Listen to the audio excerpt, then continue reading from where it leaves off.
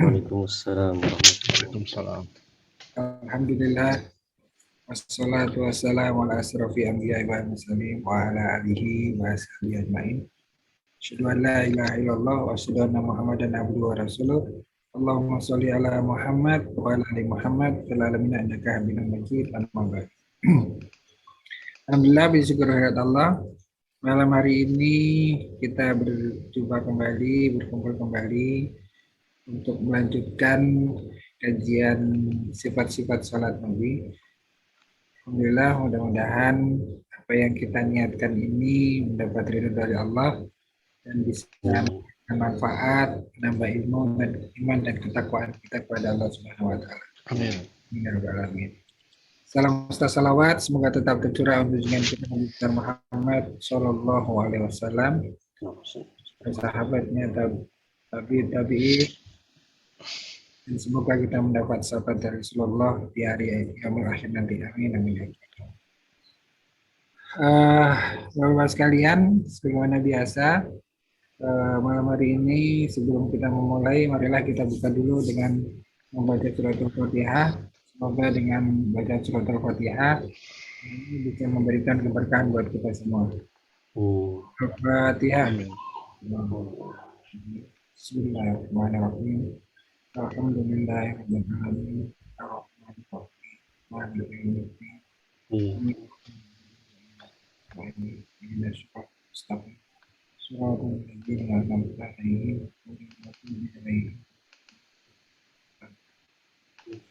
Terima kasih.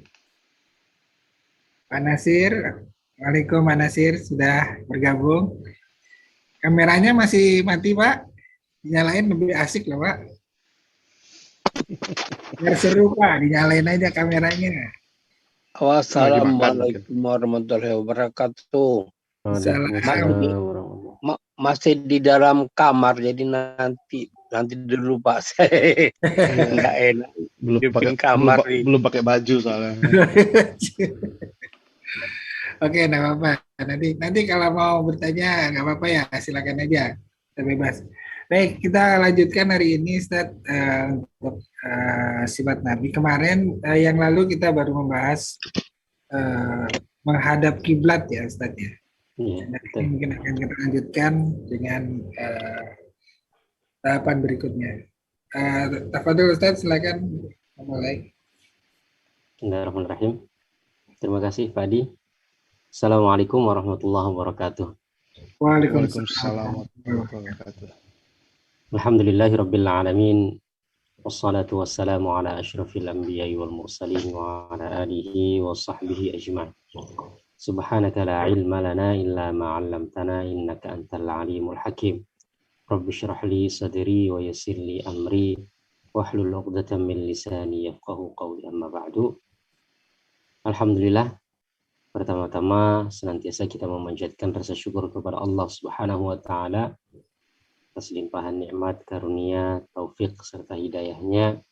Pada kesempatan malam hari ini, alhamdulillah kita dipertemukan kembali untuk mengkaji ilmu di antara ilmu-ilmu Allah Subhanahu wa taala.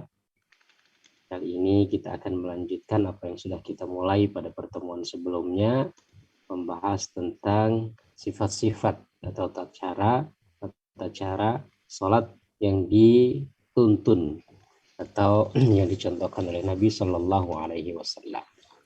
Kemarin buku panduan yang kita pakai adalah buku Sifat Salat Nabi dari Syekh Nasiruddin Al-Albani. Tetapi seperti yang pernah saya singgung atau kita bahas pada pertemuan sebelumnya, kita juga akan menggunakan referensi-referensi lain untuk pembanding atau untuk pengayaan wawasan. Karena buku ini memang terlalu ringkas, beliau hanya menyebutkan hadis-hadisnya saja. Tidak menyebutkan, ya ini nanti bagian dari sunnah, atau ini rukun, wajib, atau tidak, dan lain sebagainya kan. Karena dalam Al-Quran atau hadis, itu tidak semua perintah berarti wajib. Tidak semua larangan berarti haram. Sebagaimana nggak semua yang dicontohkan Nabi itu berarti wajib. Sebagaimana nggak semua yang tidak dilakukan oleh Nabi itu berarti haram. Gitu ya. Di antara contohnya Nabi SAW ketika meninggal istrinya yang memandikan itu ya orang lain gitu. Maksudnya orang lain itu perempuan. Apakah berarti suami nggak boleh memandikan istri? Ya, para ulama mengatakan boleh. Walaupun ada sebagian kecil yang mengatakan tidak boleh. Gitu ya. Artinya tidak dilakukan oleh Rasulullah, tetapi boleh dilakukan. Ya, sebenarnya bukan haram. Nah begitu juga dengan hadis-hadis tentang sholat. Maka kalau ulama-ulama fikih dia membagi, ada yang sunnah, ada yang wajib. Bagaimana mereka mengklasifikasikan antara yang wajib dengan yang sunnah? Sesuai dengan kajian mereka masing-masing. Karena yang wajib itu biasanya dalilnya dari Al-Quran. Karena dia kuat, baik secara proses transmisinya, proses periwayatannya. Karena Al-Quran itu namanya qat'iyatul thubut. Artinya sampainya kepada kita itu meyakinkan. Karena dia diriwayatkan secara mutawatir. Karena merawikan itu banyak. Kemudian ke generasi selanjutnya juga banyak. Dan begitu terus sampai kepada para perawi hadis, kemudian diajarkan sampai kepada kita. Sementara kalau hadis Nabi SAW itu ada yang qat'iyatul thubut, ada yang dhanniyatul thubut, ada yang meyakinkan. Nah itu biasanya disebut hadis-hadis mutawatir.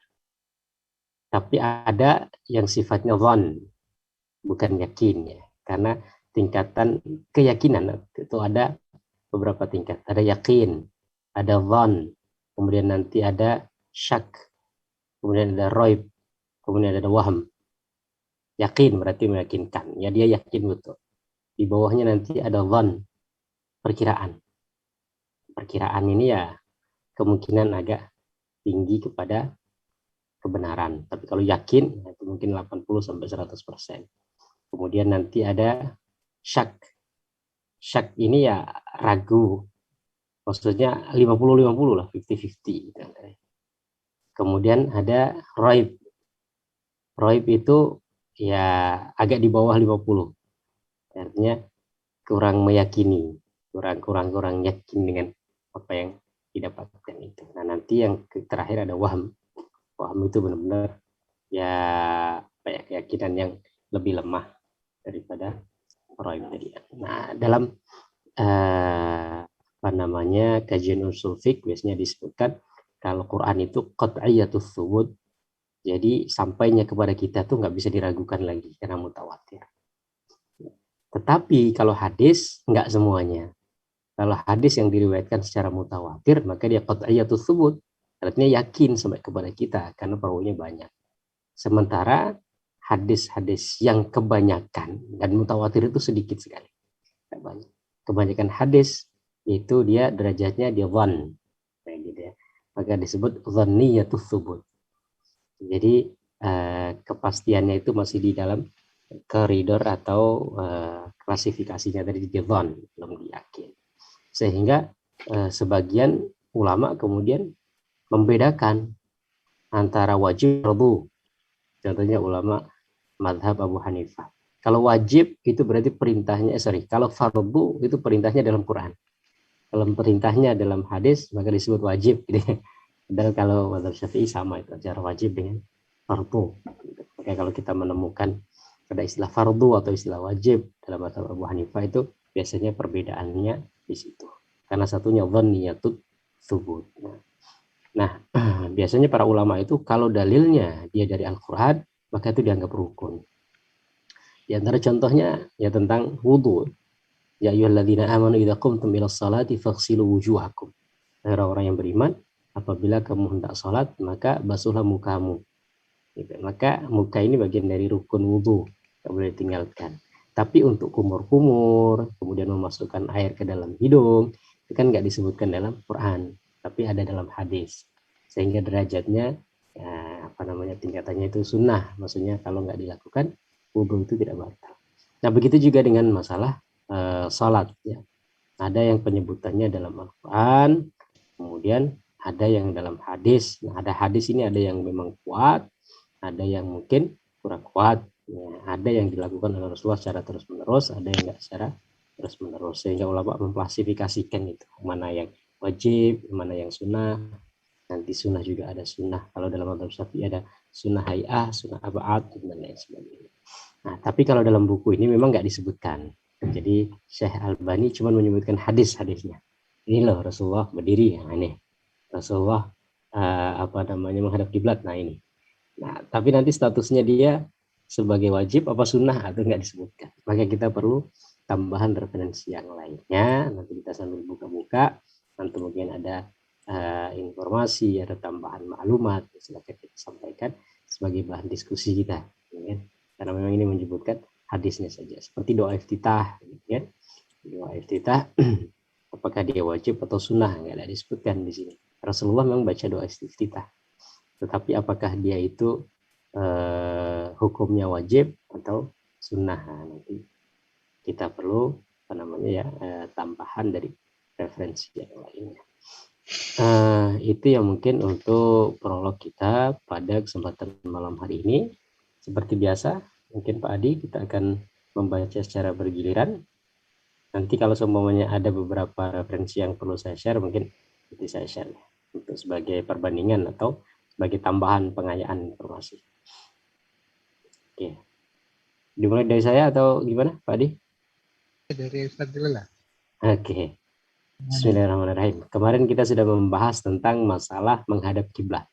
Yang dimaksud dengan menghadap kiblat itu adalah menghadap ainul kiblah, dalam artian Ka'bahnya, atau jihadul kiblah. Jihad artinya arah ke kiblat. Yang mayoritas diikuti oleh ulama adalah arah saja. Sehingga kalau sudah mengarah ke kiblat maka dianggap salat itu sudah sah. Karena kalau semuanya harus ke ainul kiblah agak susah. Terutama kalau kita sholat di perjalanan atau kita sholat di luar masjid, ya. Kalau masjid kan ya mungkin sudah diatur, diukur dan lain sebagainya. Tapi kalau kita di lapangan, oh ini kiblatnya ke sana, kompas. Kita kan ngira-ngira saja.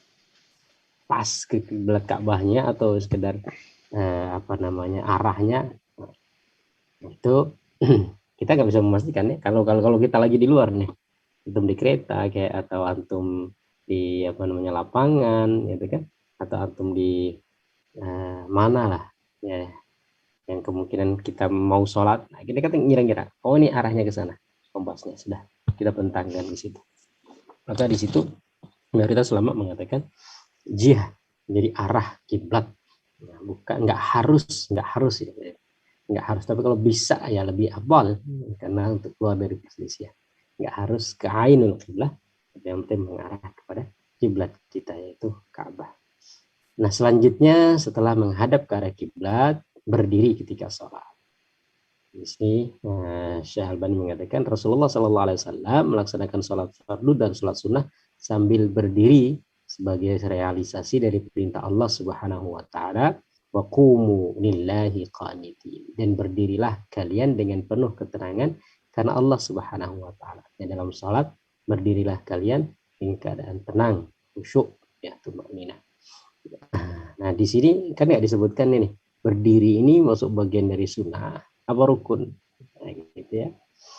Para ulama mengatakan berdiri ini adalah bagian dari rukun sholat untuk fardu, artinya untuk sholat yang fardu. Ya, maka di sini mungkin kita perlu juga baca keterangan bawahnya kayaknya sekarang. Adapun wajibnya berdiri dalam sholat fardu telah disebutkan beberapa hadis pada pembahasan sebelumnya. Sedangkan berdiri ketika sholat sunnah disebutkan dalam hadis Hafsah istri Nabi, beliau berkata, "Ma ra'aitu Rasulullah sallallahu alaihi wasallam shalla sabhatahu qa'idan qattun hatta kana qabla wafatihi bi'am.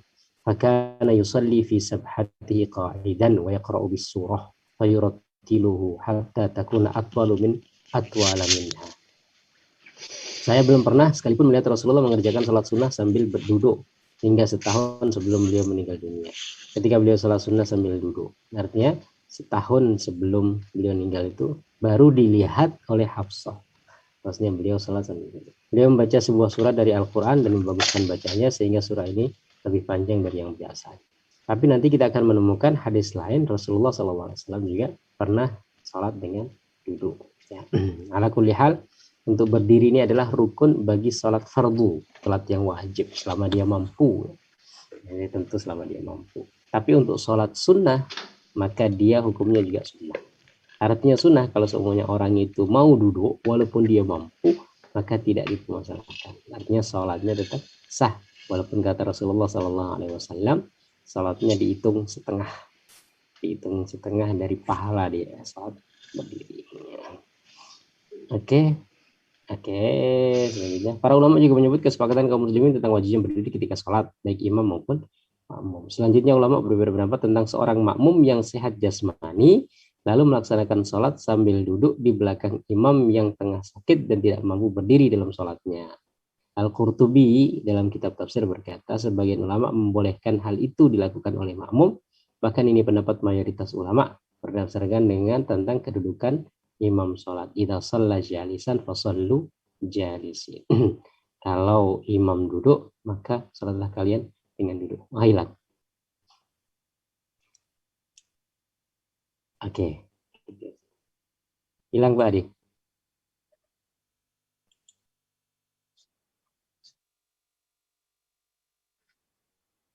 Oke.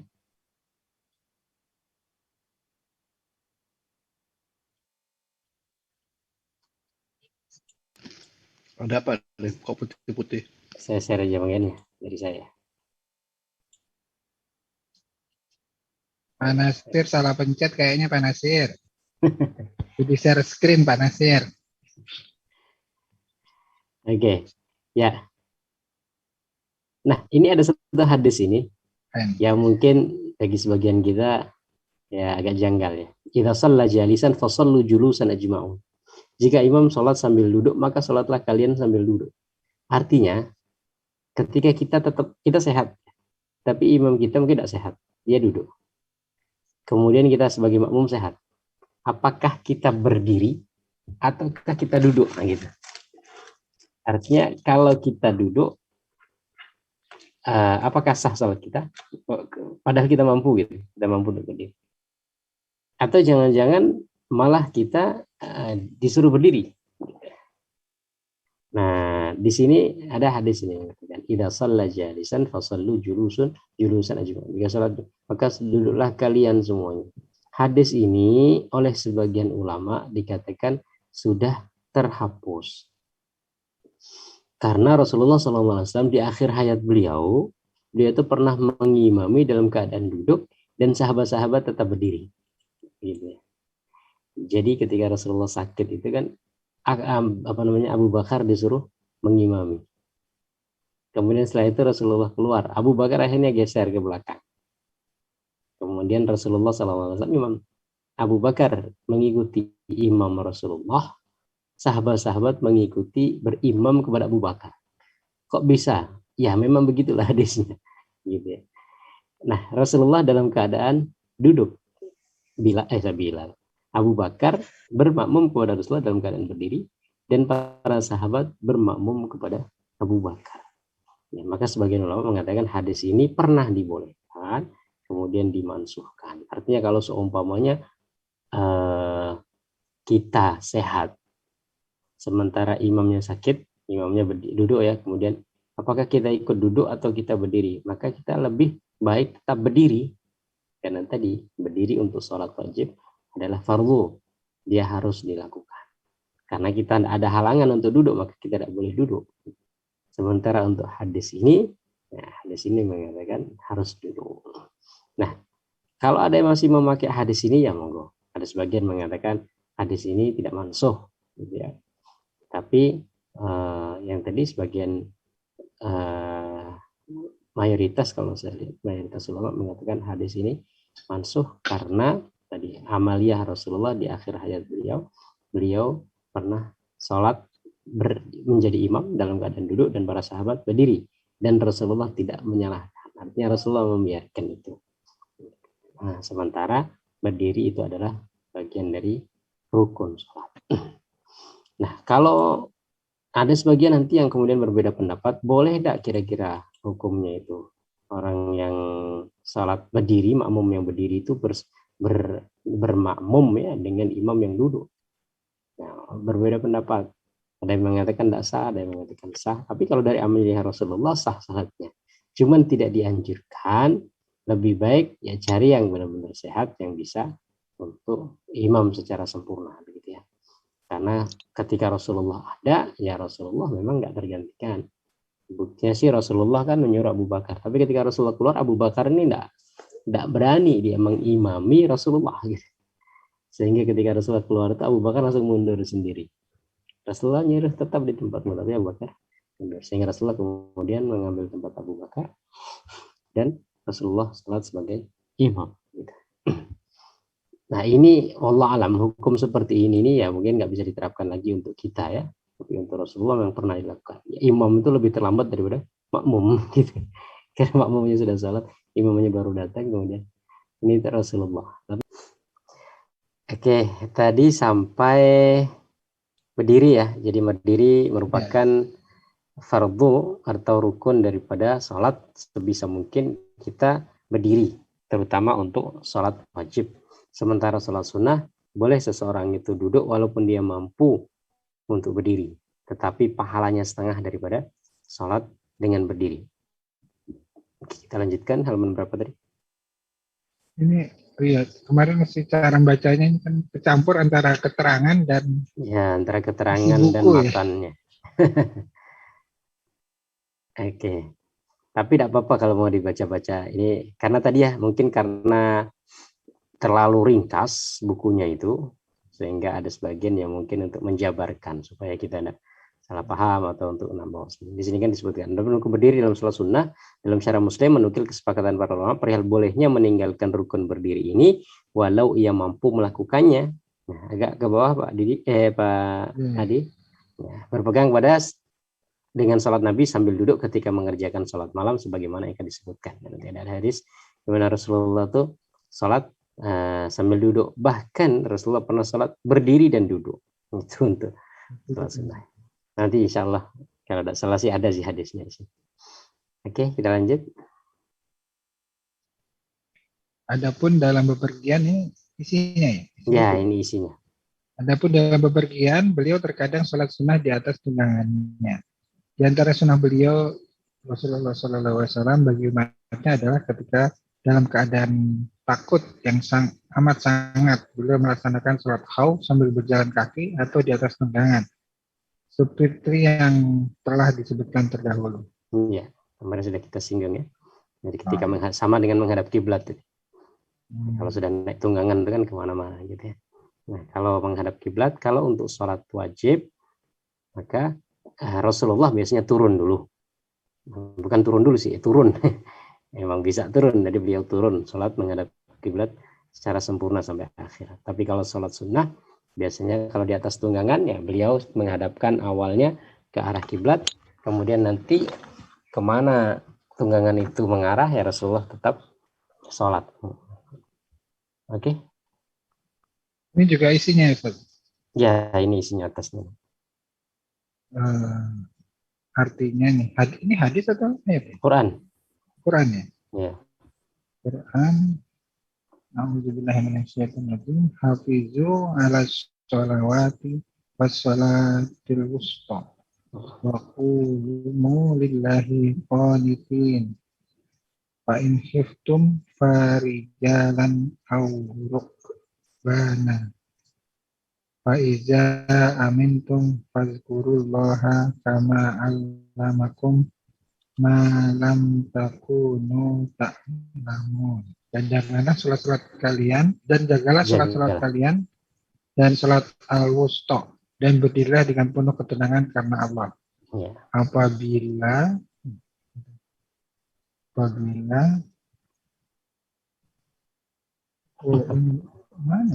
kalian dalam keadaan takut, maka kerjakanlah sholat sambil berjalan atau di atas tunggangan. Dan jika kalian telah merasa aman, maka ingatlah kepada Allah sebagaimana zikir yang telah diajarkan kepada kalian, yang mana sebelumnya kalian tidak mengetahuinya. Cara zikir tersebut. Al-Baqarah 3238. Oke, nah di sini ada keterangan tentang sholat wusta.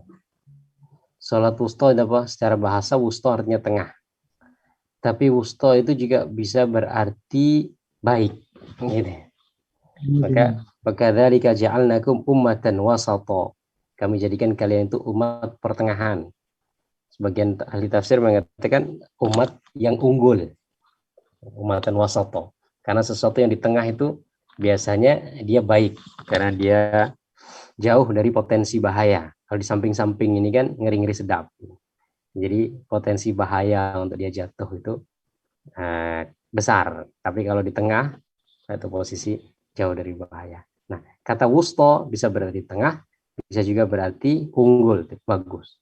Hafidhu 'alas shalawati was shalatil wusta. Jagalah olehmu salat-salat dan salat wusta. Apa itu salat wusta? Keterangan di situ. Menurut pendapat yang sahih, dan ini merupakan pendapat mayoritas ulama, di antaranya Abu Hanifah dan kedua muridnya ini Abu Yusuf dengan Muhammad bin Hasan Asy-Syaibani. Salat asar. Ya, berdasarkan ketika perang Ahzab, syaghaluna 'anis salatil wusta, salatal asri. Mala Allahu quburahum wa buyutahum. Mereka musuh itu telah membuat kami lalai dari salat wusta, yakni salat asar. Semoga Allah memenuhi kubur mereka. Nah, ini salah satu penafsiran dari salatul wusta. Maka dalam kaidah tafsir itu ada tafsir Quran dengan Quran seperti fawailul lil musallin alladzina hum an salatihim sahun. Ya kan? Al-haqqah malhaqqah wa ma adraka malhaqqah. Al-haqqah, apa itu al-haqqah? Ya, apakah kamu ketahui tentang al-haqqah? Ada tafsirannya. Al-qari'ah mal-qari'ah wa ma adraka mal-qari'ah. Itu tafsir Quran dengan Quran. Ya, ada tafsir Quran dengan hadis seperti salatul wusta diartikan dengan salat asar karena ada penjelasan dari hadis. Nah, ada juga qiraah yang syadz. Qiraah itu bacaan yang memang tidak dianggap mutawatir yang diriwayatkan dari Aisyah radhiyallahu anha. Dia mengatakan hafidhu 'alas shalawati was salatil wusta was salatil asr. Jadi ada tambahan salatil asr. Itu salah satu bacaan Aisyah radhiyallahu anha. Nah, sebagian ulama mengatakan itu bukan bacaan sebenarnya, itu adalah tafsiran dari Aisyah. Dari Aisyah itu memasukkan tafsiran ini kayak kita kalau catatan gitu ya, dikasih catatan kecil. Tapi oleh penulis setelahnya kemudian dianggaplah atau diragukan apakah itu masuk bagian dari Quran atau tidak. Para ulama kemudian mengatakan itu bukan bagian dari Quran, itu adalah penafsiran. Namanya mudraj, sesuatu yang dimasukkan ke dalam Al-Quran yang sebenarnya itu tafsiran gitu. Nah, disinilah salat wusta berarti salat pertengahan ya, salat. Kenapa disebut salat pertengahan ya? Kalau diawali dengan subuh. Subuh ini kan awal pagi. Awal pagi subuh, kemudian zuhur, asar, ini pertengahan. Kemudian setelah itu maghrib dengan isya. Kalau diawali dengan maghrib, maka salat wustanya itu adalah subuh. Maka ada sebagian penafsiran yang mengatakan salat wusta itu adalah salat subuh. Karena salat subuh memang banyak fadilahnya dan banyak ditekankan oleh hadis-hadis Nabi SAW. Kenapa? Karena dianggap memulainya dari malam.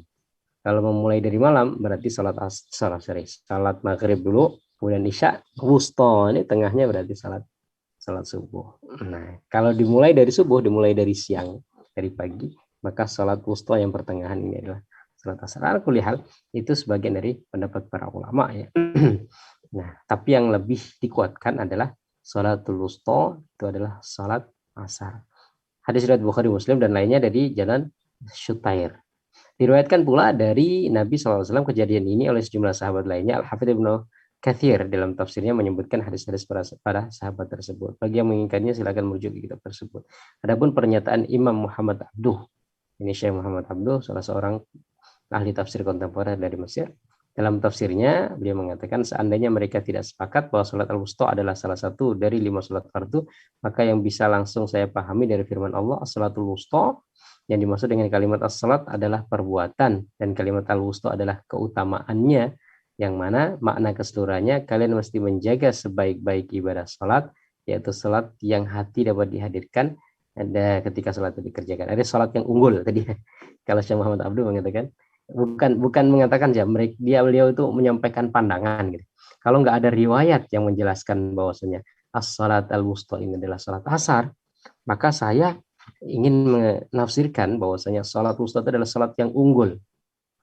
Jadi jagalah olehmu 5 salat dan salat yang unggul, salat yang membuat hati kalian itu khusyuk ketika salat itu. Benar-benar menghadirkan salat. Artinya bukan hanya sekedar menjaga salat yang 5 waktu, tapi salat yang 5 waktu itu harus diperbaiki sehingga benar-benar kita menjadikan salat kita itu unggul. Tadi Ini yang sudah sering dipakai, Ustaz. gimana Pak? Yang sering dipakai salatul wusta itu ini Ya, pemahaman sholat asar. ini. Enggak salat yang baik ini, yang unggul ini tadi. Ya, mayoritas ulama mengatakan sholat wusta, sholat asar.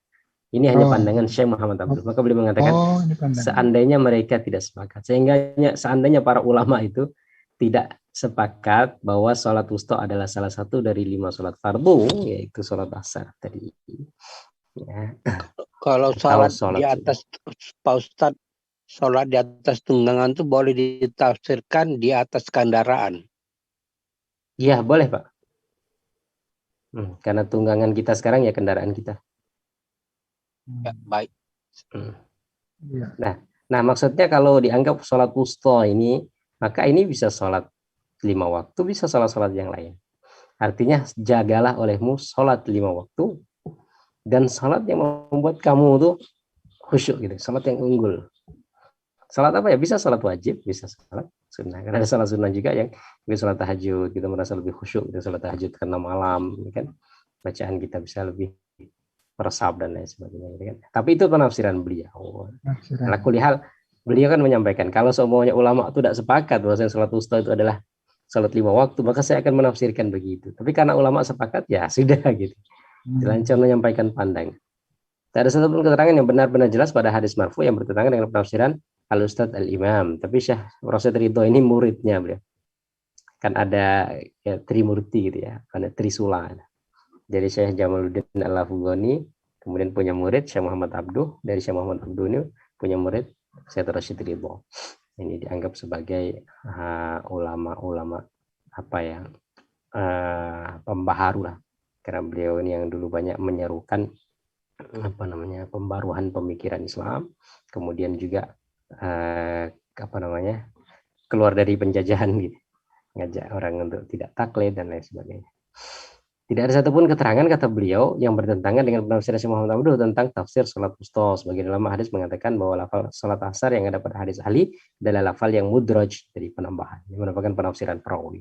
Artinya perawi yang menafsirkan bukan sabda Nabi Shallallahu Alaihi Wasallam yang tadi ya. Di sini syaghaluna yang halaman yang atasnya tadi, syaghaluna anis salatil wusta salatal asri. Nah, kata sebagian ulama, salatul asri ini adalah tambahan dari perawi untuk menjelaskan makna dari salat, tapi bukan dari Rasulullah.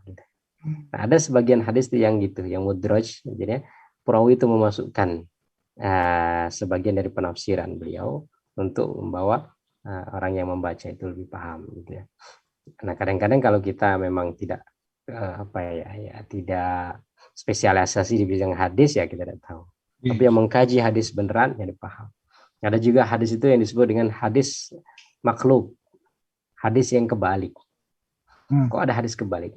Contohnya gini, di antara 7 orang yang mendapatkan naungan di hari kiamat, salah satunya adalah orang yang bersedekah ya dengan tangan kanan, dengan tangan kirinya sehingga tidak diketahui oleh tangan kanannya. Tapi hadis riwayat Muslim begitu.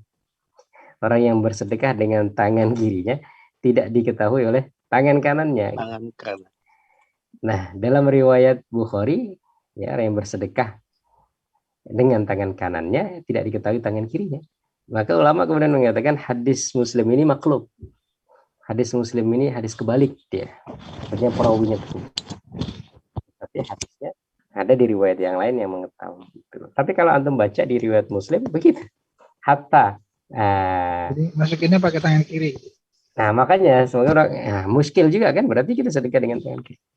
Orang yang sedekah sehingga tidak tahu tangan kanannya apa yang diinfakkan oleh tangan kirinya. Gitu. Kalau dalam hadis Muslim itu. Tapi kalau dalam hadis Bukhari, orang yang bersedekah dengan sembunyi-sembunyi sehingga tangan kirinya tidak mengetahui apa yang disedekahkan oleh tangan kanannya. Kalau riwayat Muslim sehingga sampai tangan kanannya tidak mengetahui apa yang disedekahkan. Nah, maka kemudian disebut hadis makhluk. Hadis ini benar maknanya. Cuman perawinya kebalik cara ngomongnya. Kadang-kadang kita juga begitu ya. Maka ada pernah itu orang Arab itu karena saking senangnya dia dapat nikmat, dia mengatakan, "Ya Allah, aku Tuhanmu dan engkau hambaku." Jadi dia keceplosan. Ya, aku Tuhanmu dan kamu. Ya, tapi di sini kan nggak kafir dia. Lama sepakat nggak kafir, itu keceplosan. Kadang-kadang kita juga kan apa ya? Kayaknya pernah juga kita mengalami di sini. Apa ya kebalik gitu kita ngomong gitu. Sebenarnya maksudnya ini tapi justru kebalik sebelumnya. Nah, itu juga begitu. Ada hadis-hadis yang begitu. Nah, dianggapnya sholatul asr ini bukan inian Rasulullah, bukan sabdanya Rasulullah, tetapi ini tambahan dari perawi. Makanya ada koma-koma, ini kan penafsirannya ya. Sehingga kata Syekh Rasyid Ridho, apa yang disampaikan oleh Syekh Muhammad Abdul itu tidak bertentangan dengan hadis, karena hadis nggak menjelaskan secara pasti sholat wusta itu sholat apa. Sholat apa. Al-Quran juga nggak menjelaskan sholat wusta itu sholat apa, sehingga penafsiran masih terbuka untuk dikatakan bahwa sholat wusta adalah sholat yang unggul. Nah, itu tidak menyelisihi gitu beliau. Wallahu alam maksudnya atau beliau membela gurunya atau tapi secara apa ya? Secara kajian ilmiah memang itu tadi. Ya, ada sebagian orang mengatakan adalah penafsiran bukan hadis Nabi SAW. Oke, saya berkata ini penjelasnya ya yang menjelaskan ini, perkataan beliau ini sama sekali tidak perlu diperhatikan. Setelah sangat banyak hadis-hadis yang samanya menerangkan bahwa sholat al-wusta adalah sholat asar. Ini bantahan dari penulis syarahnya ini kepada Syekh Rasyid Ridho. Dan jika telah datang keterangan dari Allah, maka batalah setiap pendapat dari akal manusia. Adapun cacat periwayatan ilat hadis yang disebutkan oleh Syekh Rasyid Ridho, ini cacat idraj lafaz sholat asar, lafaz tambahan tidak berarti apapun juga dengan alasan yang telah panjang untuk dibeberkan, terlalu panjang untuk dibeberkan. Cukup kiranya untuk menjelaskan perihal ini bahwa ulama hadis menyebutkan adanya al-idraj pada hadis ini hanya berasal dari satu jalan, yaitu dari jalan Ali melalui riwayat Syutair. Jadi ini penjelasan tentang tadi ya. Ala kulli hal ya seperti itu. Jadi kalau dimaksudkan dengan sholat wusta itu adalah sholat pertengahan, maka kalau ada asar ya dia subuh. Mayoritas mengatakan asar. Tapi kalau wusta dalam artian unggul itu sholat yang kita anggap tadi ya, yang kita anggap khusyuk atau yang kita jadi kita jaga, selain menjaga sholatnya kita juga menjaga kualitas sholat. Wallahu a'lam. Oke. Pak Ustadz, ada pengertian sholat sunnah bisa memperbaiki sholat fardu itu, pengertiannya bagaimana Pak Ustadz? Ya. Sholat fardu kita mungkin ada beberapa kekurangan yang perlu ditambal sana sini. Sehingga dengan sholat fardu ini mudah-mudahan dia bisa menambal kekurangan. Artinya sholat kita kan mungkin tidak khusyuk, atau bisa jadi tanpa kita sadari ada kekurangan-kekurangan yang kita tidak tahu. Nah, dengan sholat sunnah tadi itu bisa menambah. Sama kayak mahasiswa sebenarnya kan. Ini ada UTS, ada UAS, gitu ya. Ada ujian nih, beneran ujiannya yang harus dilakukan. Tapi kemudian kan kalau ujiannya ini kayaknya ujiannya nilainya kurang nih. Dilihat tugasnya yang dilakukan apa, keaktifan ketika dia di kelas. Ya. Oh ini absensinya, gitu. Nah kita juga kan dalam sholat kita ini anggaplah sholat itu ujiannya gitu. Nah ketika ada kurang-kurang sana sini, ya Allah nyari yang lain. Sholat subuhnya kurang, gimana qobliyahnya? Oh qobliyahnya bagus, ya mungkin bisa nambal seperti itu. Itu analogi saja Pak. Tapi kenyataan nanti di lapangan seperti apa ya, artinya ya Allah yang tahu, Allah masalah lain. Tapi memang nafilah itu artinya kan tambahan untuk menambah kekurangan kita. Yuk, terima kasih Pak Ustadz. Sama-sama.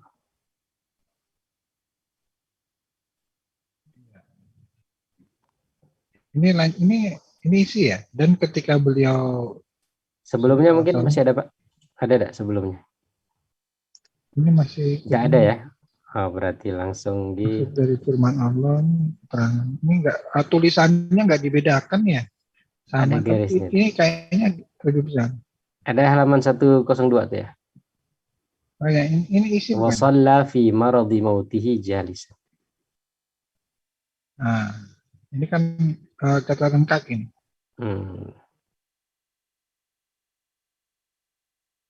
Bukan isi berarti ya.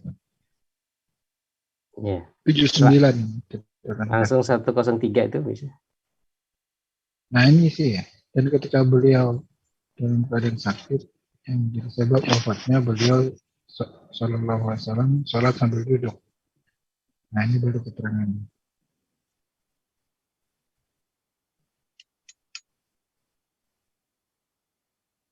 Hadis Hasan Sahih Gharib. Ya.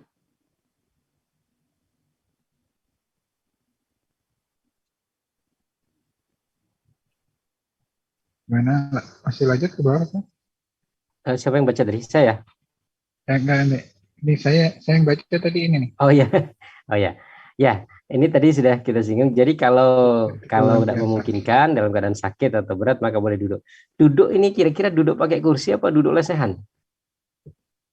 Kalau di sini di masjid ini ada kursinya. Ya, nah kira-kira duduknya ini duduk lesehan apa duduk dengan kursi? Duduk di bawah. Duduk tahiyat Bisa dua-duanya, pakai kursi juga boleh kok. Sudah ada kursi belum? Kursi lipat kan belum ada. Kalau di masjid sini ada kursi. Iya, kita ada. Iya. Zaman dulu ini. Artinya begini, sebenarnya ya kita ini kan tadi ada rukun, ada sunnah. Selama rukun itu masih kita bisa lakukan, maka harus kita lakukan. Sekarang kira-kira kita duduk ini alasannya tidak mampu berdiri atau alasannya tidak mampu sujud. Ada dua nih. Sujud ini bagian dari rukun ya. Ada orang itu karena dia tidak mampu berdiri. Tetapi sujud masih bisa sempurna atau rukuk masih bisa sempurna.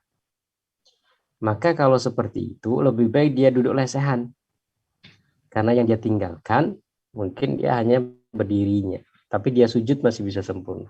Rukuk mungkin dengan isyarat. Tapi kalau dia berdiri, ya, berarti kan tidak bisa sujud sempurna. Rukuknya mungkin, nah, kalau dia duduk pakai kursi, pertama berdirinya nggak bisa, ya kan? Artinya rukun berdiri hilang. Kedua rukuk juga hilang, sujud juga hilang. Padahal kadang-kadang kemungkinan masih sujud itu masih bisa, gitu ya. Artinya maka kita harus perhatikan. Kita duduk ini karena apa? Ada orang duduk itu karena nggak bisa berdiri, kan? Maka yang digugurkan adalah berdirinya. Sehingga untuk rukuk dan sujud dia masih bisa sempurna. Rukuknya mungkin tidak bisa karena sambil berdiri. Sujudnya kan masih bisa sempurna. Kalau kita sholatnya tuh lesehan, kemungkinan sujud masih bisa sempurna. Walaupun kita kehilangan tadi berdiri dengan rukuk. Tapi kalau kita pakai kursi hilang semua. Artinya berdiri tidak bisa, rukuk juga tidak bisa. Sujud juga tidak bisa. Padahal mungkin bisa jadi kita masih bisa sujud. Gitu ya. Itu yang pertama. Yang kedua, ada orang itu yang memang dia nggak bisa sujud, tapi dia bisa berdiri. Di Mesir itu banyak. Jadi ketika berdiri, dia berdiri.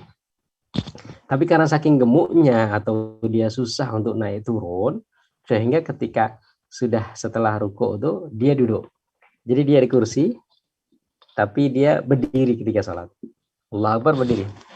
Rukuk. Setelah rukuk, ketika dia mau sujud, dia duduk di tempat duduknya itu, sujud dengan cara memberi isyarat lebih ke bawah. Karena dia nggak bisa naik turun gitu, nggak bisa turun gitu untuk ke sujudnya. Maka yang digugurkan sujudnya. Tapi untuk berdiri sama rukuk dia masih bisa sempurna. Ya. Lah, saya begitu loh Pak Ustadz, kalau sholat di masjid Pak Ustadz, di rumah juga. Saya begitu, soalnya kalau saya paksakan sujud, nanti berpengaruh kepada tulang dengkul saya Pak Ustadz. Ya, berarti Pak Nasir masih bisa berdiri? Berdiri bisa. Ya. Artinya kalau masih bisa berdiri berarti berdiri, dan ketika mau sujud baru duduk di kursi. Iya, kayak gitu. Tapi kalau tadi ya kalau kita tidak bisa berdiri, kalau menurut saya lebih baik kita lesehan. Karena kita masih bisa sujud dengan sempurna. Lesehannya gimana? Bisa dengan cara bersila. Bersila seperti bersila biasa. Allahu Akbar, ya rukuk agak ke bawah sedikit. Nanti sujud bisa sempurna sujudnya. Atau antum duduk di antara dua sujud. Ya, duduk di antara dua sujud. Allahu Akbar. Ya. Nanti ketika rukuk sujud bisa sujud dengan sempurna. Itu ya. Nah, sekarang ini banyak ya mungkin orang yang mengambil enaknya tadi, atau ya karena disediakan kursi lah. Juga karena kayak nggak enak nih kalau kita sholat tuh basehan demprok gitu ya.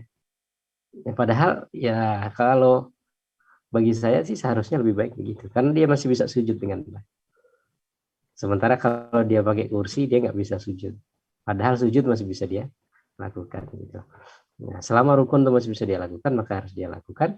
Yang digugurkan adalah yang tidak bisa dilakukan. Gitu. Maka nanti kita lihat ketidakmampuan kita tuh tidak mampu berdirinya atau tidak mampu untuk sujud, namanya bangkit dan berdiri. Nah, seperti yang disampaikan Pak Nasir tadi ya, kalau saya rasa bagus. Jadi antum tetap berdiri, ketika mau sujud baru duduk. Iya, Pak Ustadz. Kayak gitu. Karena di Masjid Ammar dan Masjid Qaulun itu disediakan, Pak Ustadz. Kalau saya paksakan bisa, tapi nanti akibatnya saya jalannya susah, Pak Ustadz. Iya. Jadi mesti pula ke dokter, tapi kalau saya pakai bangku yang disediakan oleh Masjid Ammar dan Masjid Qaulun, nah itu alhamdulillah kaki saya safe gitulah, safe my leg gitulah Pak. Kalau dipaksakan sih bisa, tapi nantinya jalan pulang ke rumahnya teklek gitu Pak Ustaz. Ya, enggak apa-apa Pak. Ya nggak perlu dipaksakan. Cuman tadi ya, kalau seumpamanya memang masalahnya di berdiri, maka lesehan aja. Kalau antum kan kalau masalahnya diri, dari turun dari diri nggak masalah, cuma sujudnya aja. Menggunakan bangku atau kursi yang disediakan oleh masjid. Iya, betul. Ya.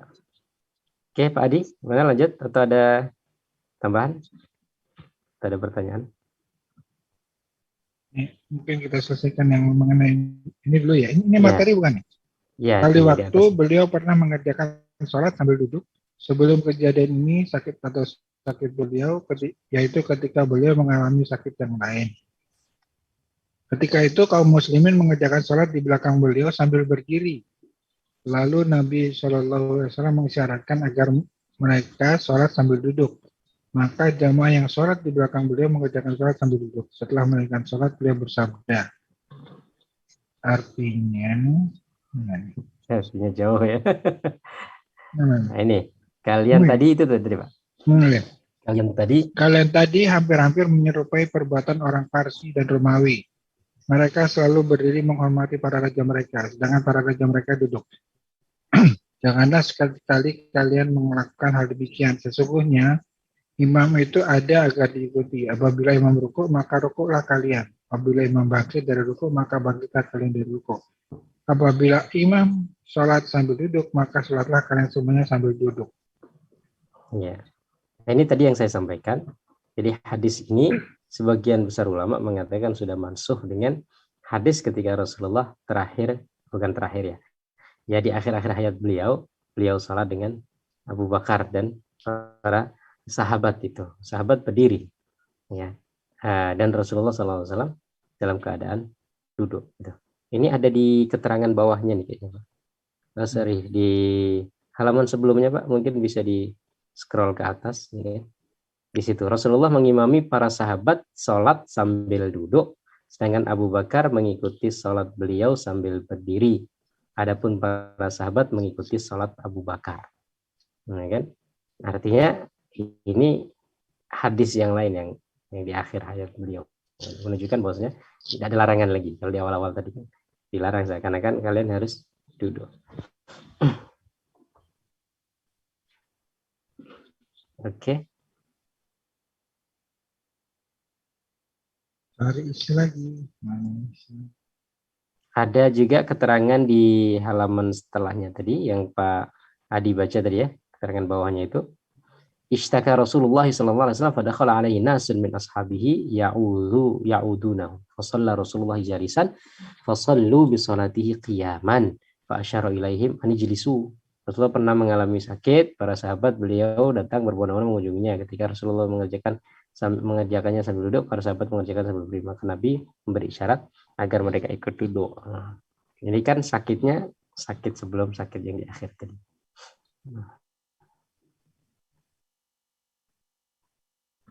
Nah, ini tambahan juga hadis yang lain ya, menguatkan bahwasanya tadi Rasulullah memerintahkan untuk duduk.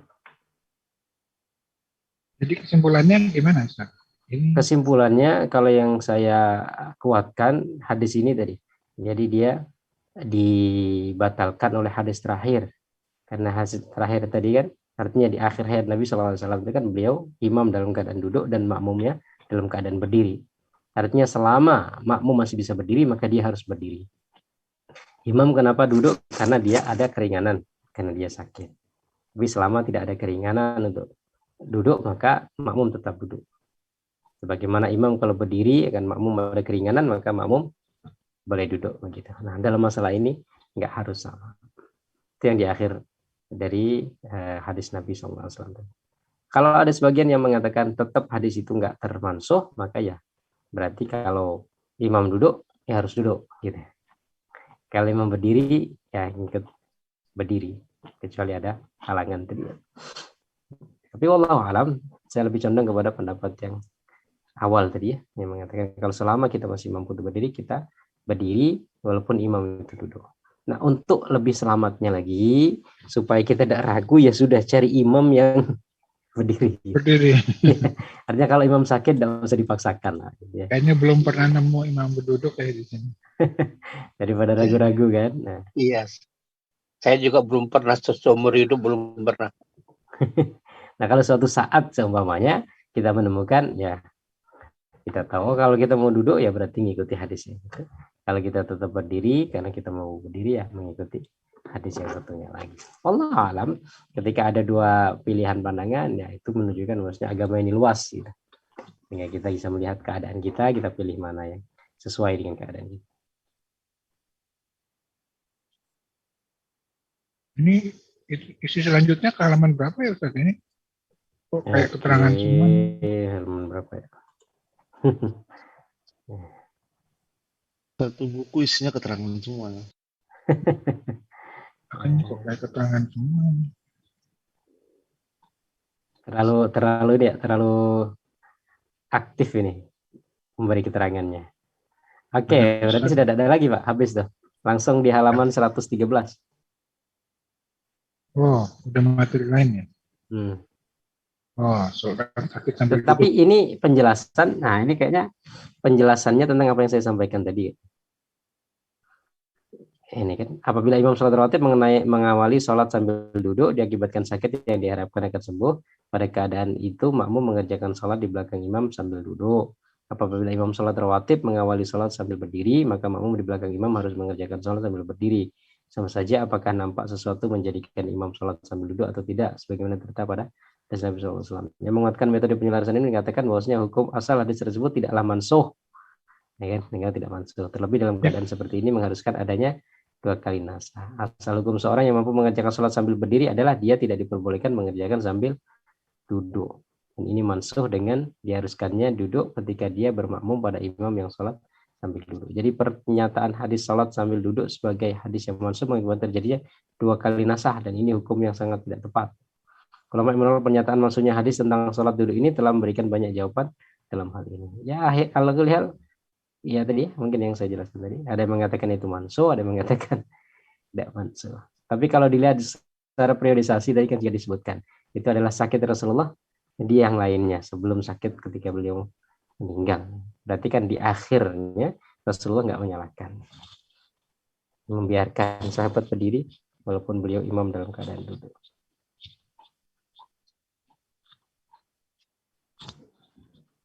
Oke, 113. Ini 113. Sholat orang sakit. Iya.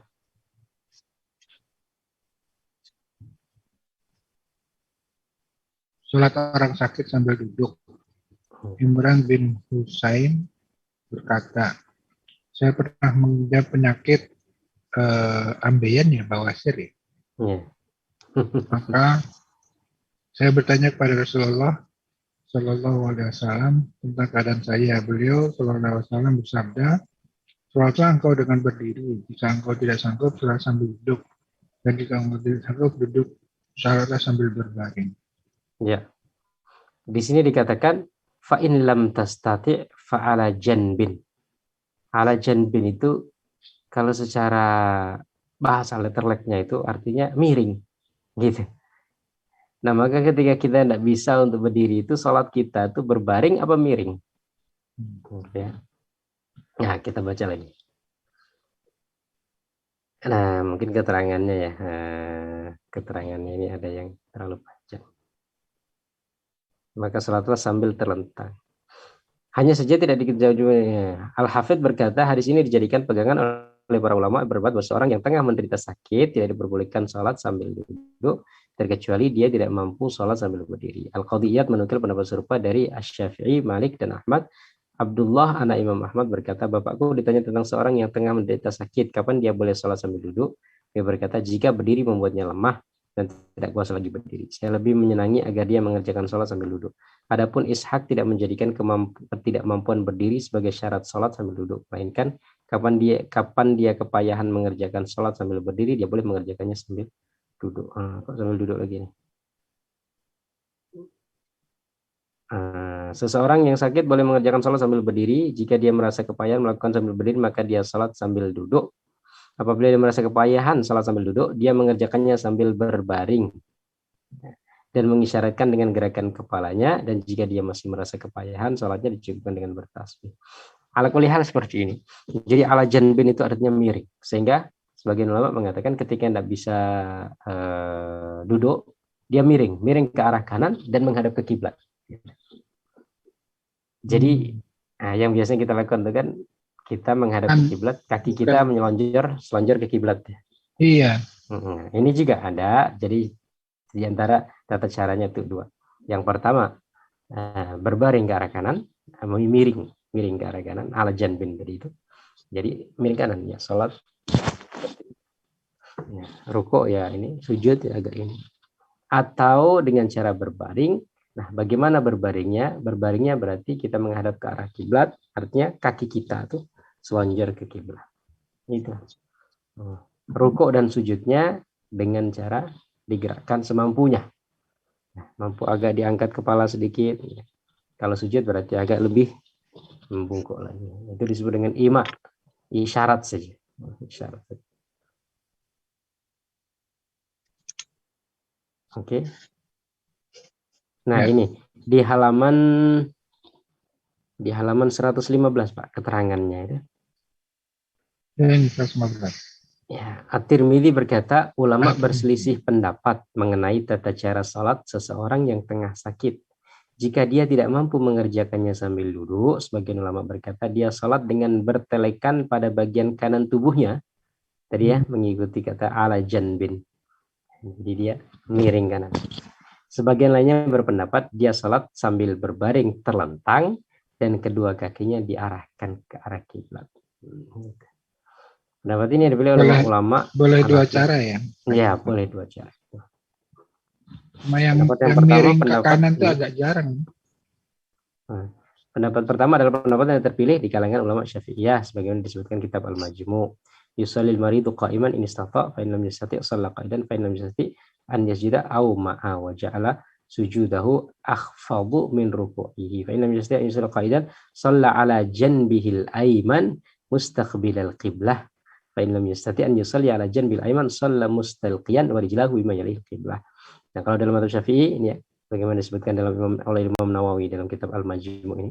Tata caranya begini, seorang yang tengah sakit yang mampu yang mengerjakan sholat sambil berdiri, yang mampu sambil berdiri, tidak mampu duduk ya. Tadi duduknya ada dua, duduk lesehan atau duduk di atas kursi.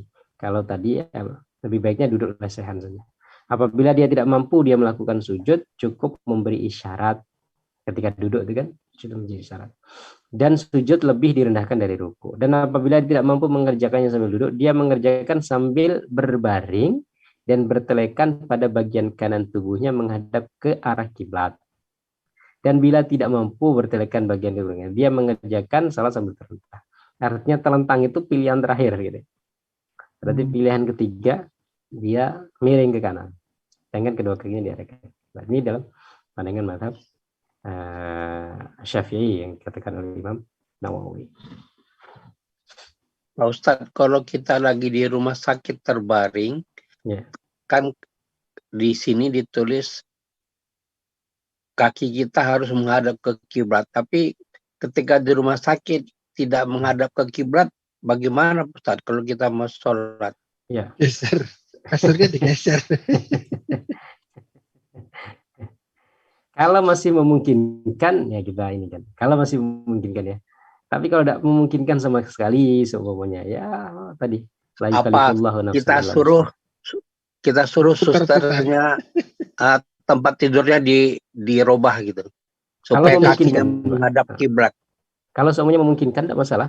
Kalau memungkinkan ya dan ganti susternya rumah bisa sakit. Ganti rumah sakit. Rumah sakit. Dan kalau susternya semuanya bisa kooperatif gitu. Cuman kadang-kadang kita ini kan belum nanya, belum minta kan.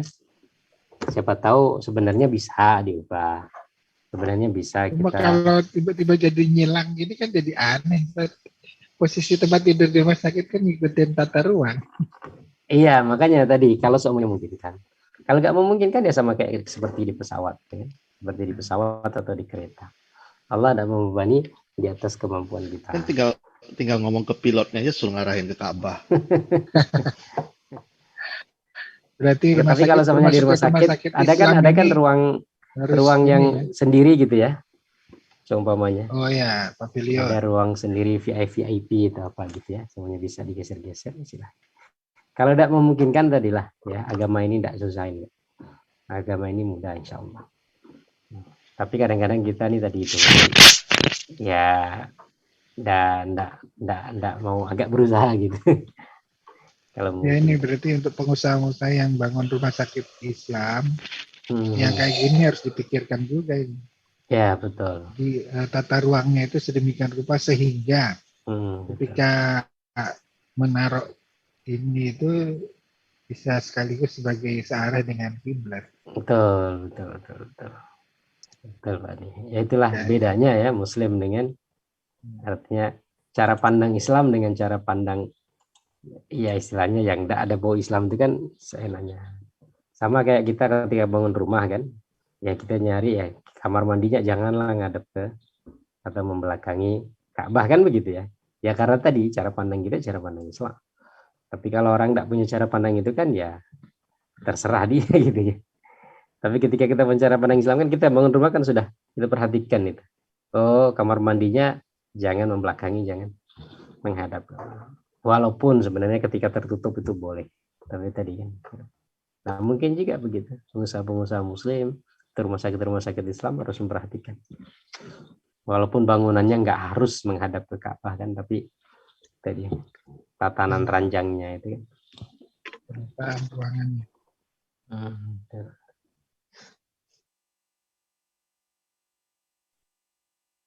Nah ini dan beliau Imran bin Husain juga berkata, saya bertanya kepada Rasulullah SAW tentang seorang yang sholat sambil duduk. Beliau bersabda, wah ini harus beda halaman lagi.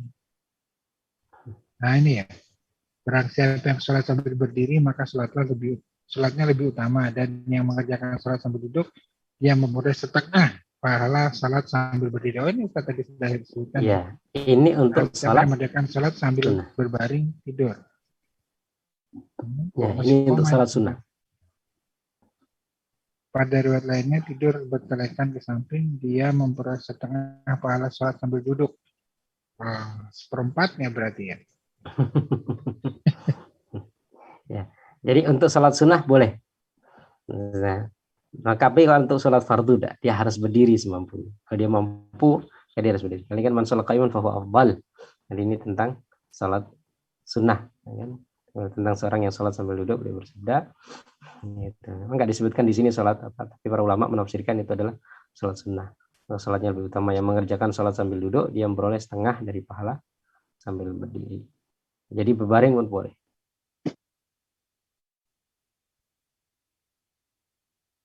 Oke, ini ada hadisnya juga di bawahnya. Salat seseorang sambil duduk, pahalanya setengah pahala salatnya sambil berdiri. Lantas saya mendapati beliau mengerjakan salat sambil duduk. Saya pun meletakkan kedua tangan saya di atas kepala saya. Dia pun bertanya, ada apa denganmu wahai Abdullah? Saya pun menceritakan hadis yang telah saya dengar. Dia bersabda, itu benar. Akan tetapi saya tidak dapat disamakan dengan seorang dari kalian.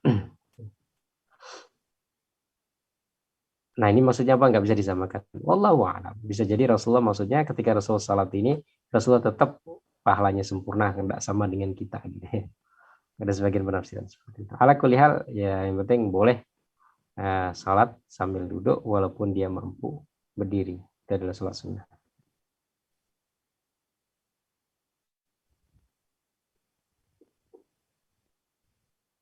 Masih keterangan juga. Oke. Ah.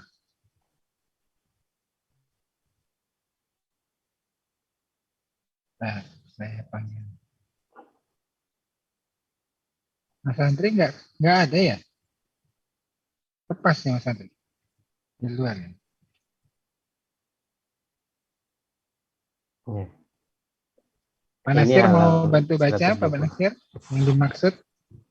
Baca nggak Pak Nasir? Gimana Pak Adi? Mau bantu baca nih? Boleh, boleh. Yang dimaksud ini Pak, sampai sini Pak. Sesungguhnya itu. Yang dimaksud.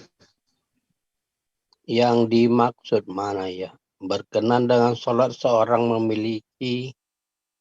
Enggak, yang di atas, dari atas Pak. Yang dimaksud, bismillahirrahmanirrahim. Yang dimaksud adalah hadis. Ini adalah orang yang sholat dalam keadaan sakit. Ini Anas bin Malik ini Pak ya.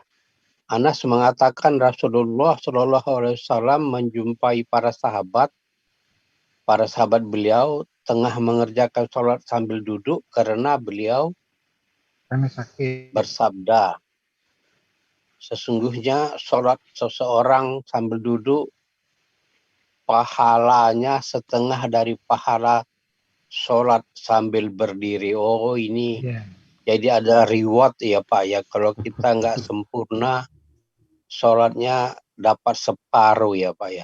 Kalau gitu saya yang di bangku Masjid Ammar dan Masjid Kaulun itu dapat separuh dong Pak Ustadz.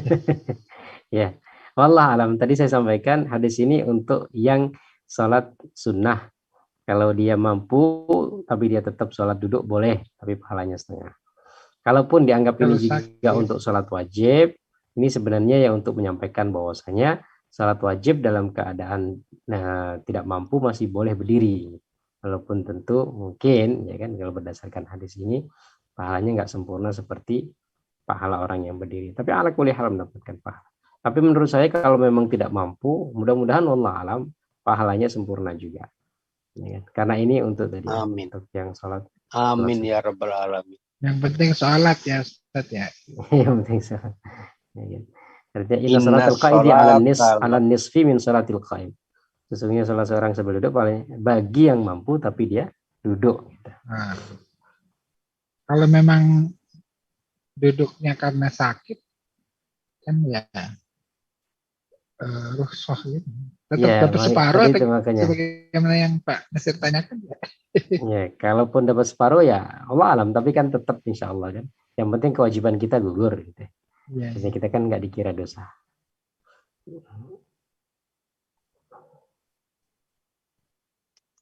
Nah, lanjut Pak. Iya, mau baca lagi Pak Nasir sekali waktu. Boleh. Sekali waktu beliau menjenguk seorang sahabat yang tengah sakit. Beliau melihatnya melakukan salat di atas bantal. Maka beliau mengambil bantal tersebut dan menjauhkannya.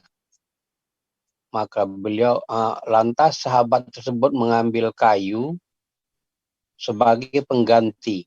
Maka Nabi Muhammad SAW mengambilnya dan membuangnya. Setelah itu beliau bersabda, salatlah engkau di atas tanah jika engkau sanggup melakukannya. Jika engkau tidak sanggup, cukup engkau berikan isyarat dan sujud lebih engkau rendahkan daripada ruku. Ya, saya pernah juga dengar ini. Kalau kita nggak bisa semua, dengan gerak mata juga boleh ya Pak Ustadz ya. Iya, betul. Betul. Iya. Ini maksudnya kayu itu apa ini? Nah, ini maksudnya kayu ini gimana? Ya. Kayu, Jadi, bantal. ya, jadi kita ini kadang ini apa namanya? Jadi dia sujud itu sujud di atas bantal atau sholatnya di atas bantal. Dan melakukan sholat di atas bantal. Itu maksudnya sholatnya di atas bantal atau sujudnya di atas bantal. Dia sholat biasa. Kemudian ketika sujud, ya mungkin karena dia nggak bisa sujud benar-benar, jadi sholat ditaruh dia bantal atau kayu di atas depannya itu supaya seakan-akan menempelkan dahinya begitu. Nah, sebenarnya sih yang dimaksud itu. Jadi Rasulullah ngambil. Jadi kalau memang nggak bisa sujud nggak usah dipaksakan, cukup dengan gerak begitu. Nggak perlu pakai kayu atau bantal untuk sujud. Jadi dengan diinikan saja dengan gerak kepala agak ke bawah gitu. Jadi nggak perlu dipaksakan terus mengenai sesuatu benda gitu ya. Gitu. Nah, sebagian mengatakan ini ya mungkin dijadikan duduk gitu, sehingga kita sholatlah engkau di atas tanah. Artinya tadi lesehan. Nah, jika engkau sanggup melakukan, jika tidak sanggup maka cukup beri isyarat dan sujud sambil engkau rendahkan daripada rukuk. Allah alam, yang saya pahami sih gitu ya. Jadi kalau semuanya kita duduk atau kita dalam keadaan yang tidak sempurna tadi, ya nggak perlu menaruh apapun untuk kita jadikan sujud atau apa. Cukup kita gerakkan sedikit atau kita ya itu tadi isyarat saja. Rukuknya seperti ini, kalau sujudnya agak ke bawah sedikit. Ya, itu sudah. Dan Rasulullah nggak ingin memberatkan dalam masalah ibadah.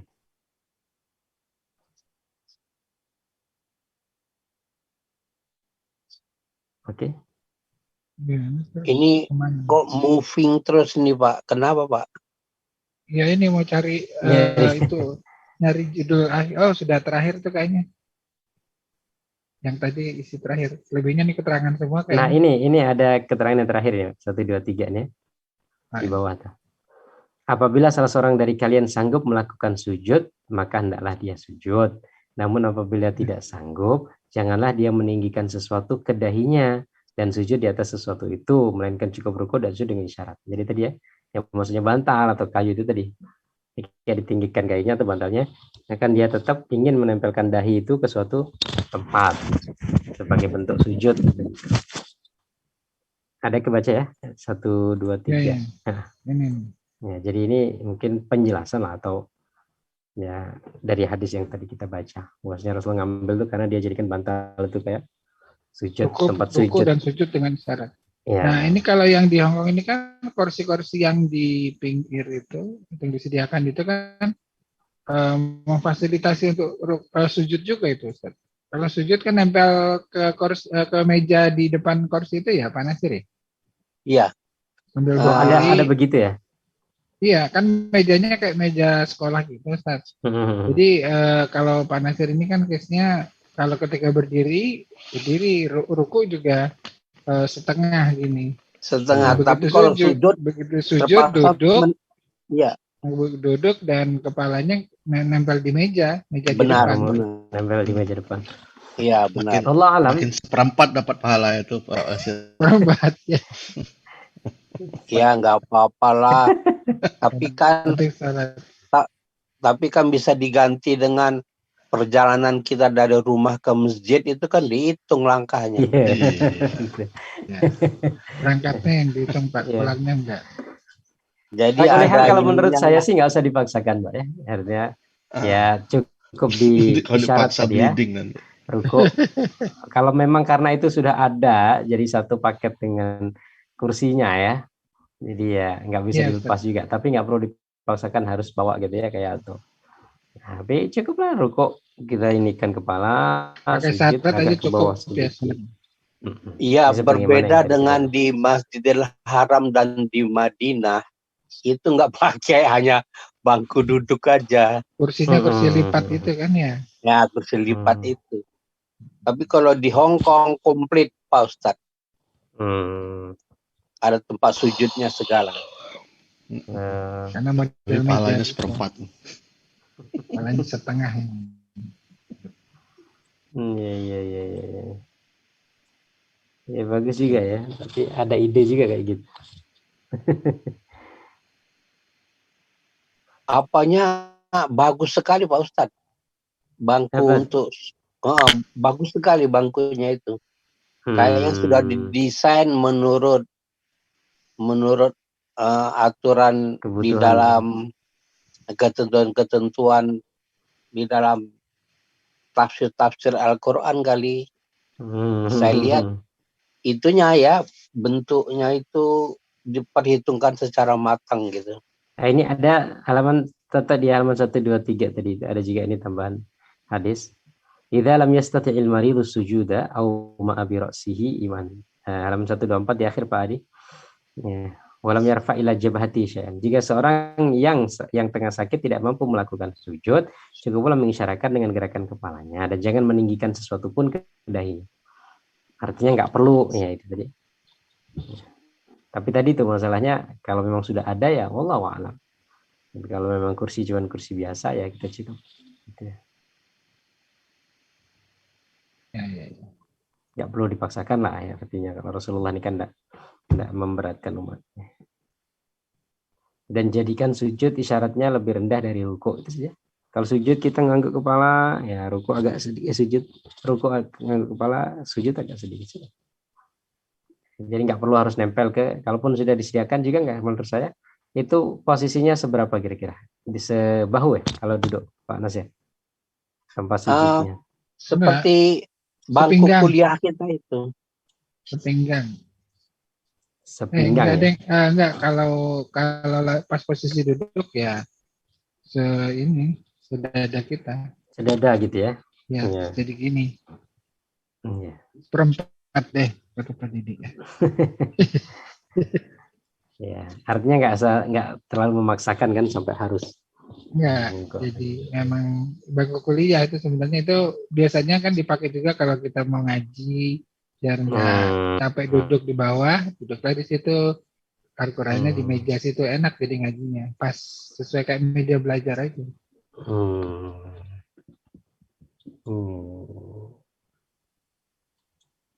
Okay. Besok saya foto saya kirim ke Pak Ustadz. Oh ya silakan Pak. Iya bagus. Silakan. Salat di atas perahu ini lanjutannya ya Ustaz? Iya. Halaman berapa? Halaman 100. Atau ada tambahan, ada pertanyaan? Kita diskusi. Ya. Ada banyak.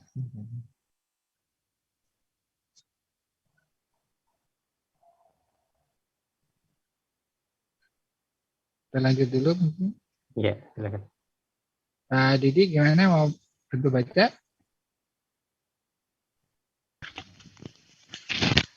Salat di atas perahu, Pak. Nah, Mana di atas perahu? Oh, ya. Rasulullah pernah ditanya tentang sholat di atas perahu. Beliau bersabda, "Sholli fiha qa'imah." Sholatlah di atasnya dengan berdiri, kecuali jika engkau takut tenggelam. Kalau takut mabuk, Nggak boleh, haram hukumnya mabuk. nggak boleh ya mabuk ya. Tapi baru Iya. takut, Pak. Belum mabuk beneran. Takut mabuk. Takut jatuh nggak boleh dari mabuk, perahu ya. Oh, takut semua orang mabuk maksudnya. Iya. Ya istilahnya yang penting ada halangan gitu ya. Ya sama lah kayak tadi. Maksudnya Ada gini halangan. Pak Didi, orang perahu. kan kadang-kadang ada mabuk laut, Oh, mabuk perahu. mabuk laut. Mabuk perahu kan ada tuh oleng-oleng. Ya, perahunya tuh kecil kan oleng-oleng ya. Kalau bisa berdiri berdiri, kalau nggak bisa berdiri duduk, itu maksudnya. Ini maksudnya takut tenggelam nih kalau mungkin ini oleng jatuh dia kan. Betul, iya. Takut jatuh. Karena perahu, kalau kapal kita yang dipakai kapal sekarang feri, gedenya luar biasa, kayak hotel berjalan. Jadi salatnya di pinggir, di luar, di pinggir itu kena angin, ada ombak, tenggelam. Sebenarnya agama ini logika, Hmm. Banyak sekali yang sangat masuk akal. Betul. Itu kan Pak Adi, ada lagi Pak Adi? Ya ini isinya cuma itu selebihnya keterangan. Oke, Rasulullah itu udah tadi biar nggak takut tenggelam. Kalau nggak pakai sholat pakai ini pelampung. Keterangannya apa yang penting itu? Kayaknya nggak ada ya, tambahan-tambahan. Ini nih ada nih Nabi asalkan menyuruh ini salat berdiri kecuali jika tenggelam. Ada yang mungkin di halaman 127 itu. Tidak diperbolehkan sambil duduk kecuali takut tenggelam. Ya, kalau udah kapalnya gede besar gitu kan udah bisa berdiri sebenarnya. bisa berdiri ya. Pada dasarnya do the fullest as much as possible. Kalau nggak bisa ya kurangi gitu. Simple agamanya. Ini hukum sholat di atas pesawat terbang sama dengan hukum sholat di atas perahu, yaitu mengerjakan sholat dengan berdiri jika sanggup. Apabila tidak sanggup berdiri, sholat dapat dikerjakan sambil duduk, rukuk dan sujud dicukupkan dengan isyarat. Maka ada sebagian itu yang ya sholatnya tetap berdiri, karena di kursi kan bisa berdiri, walaupun nanti rukuk dan sujudnya dengan isyarat. Karena ya kalau semuanya memang keadaan sudah tenang ya, artinya kalau naik itu mungkin tidak boleh berdiri, tapi ketika di keadaan biasa berdiri kan bisa kita sebenarnya. Berdiri ya, nanti rukuk dan sujudnya ya dengan isyarat. Duduknya kita bisa duduk di bangku. Jadi itu ya kalau di pesawat sebenarnya bisa, cuman kadang-kadang gitu kita mungkin sungkan atau kita malu. Nah itulah kadang-kadang kita ya kebawa sungkannya gitu lah.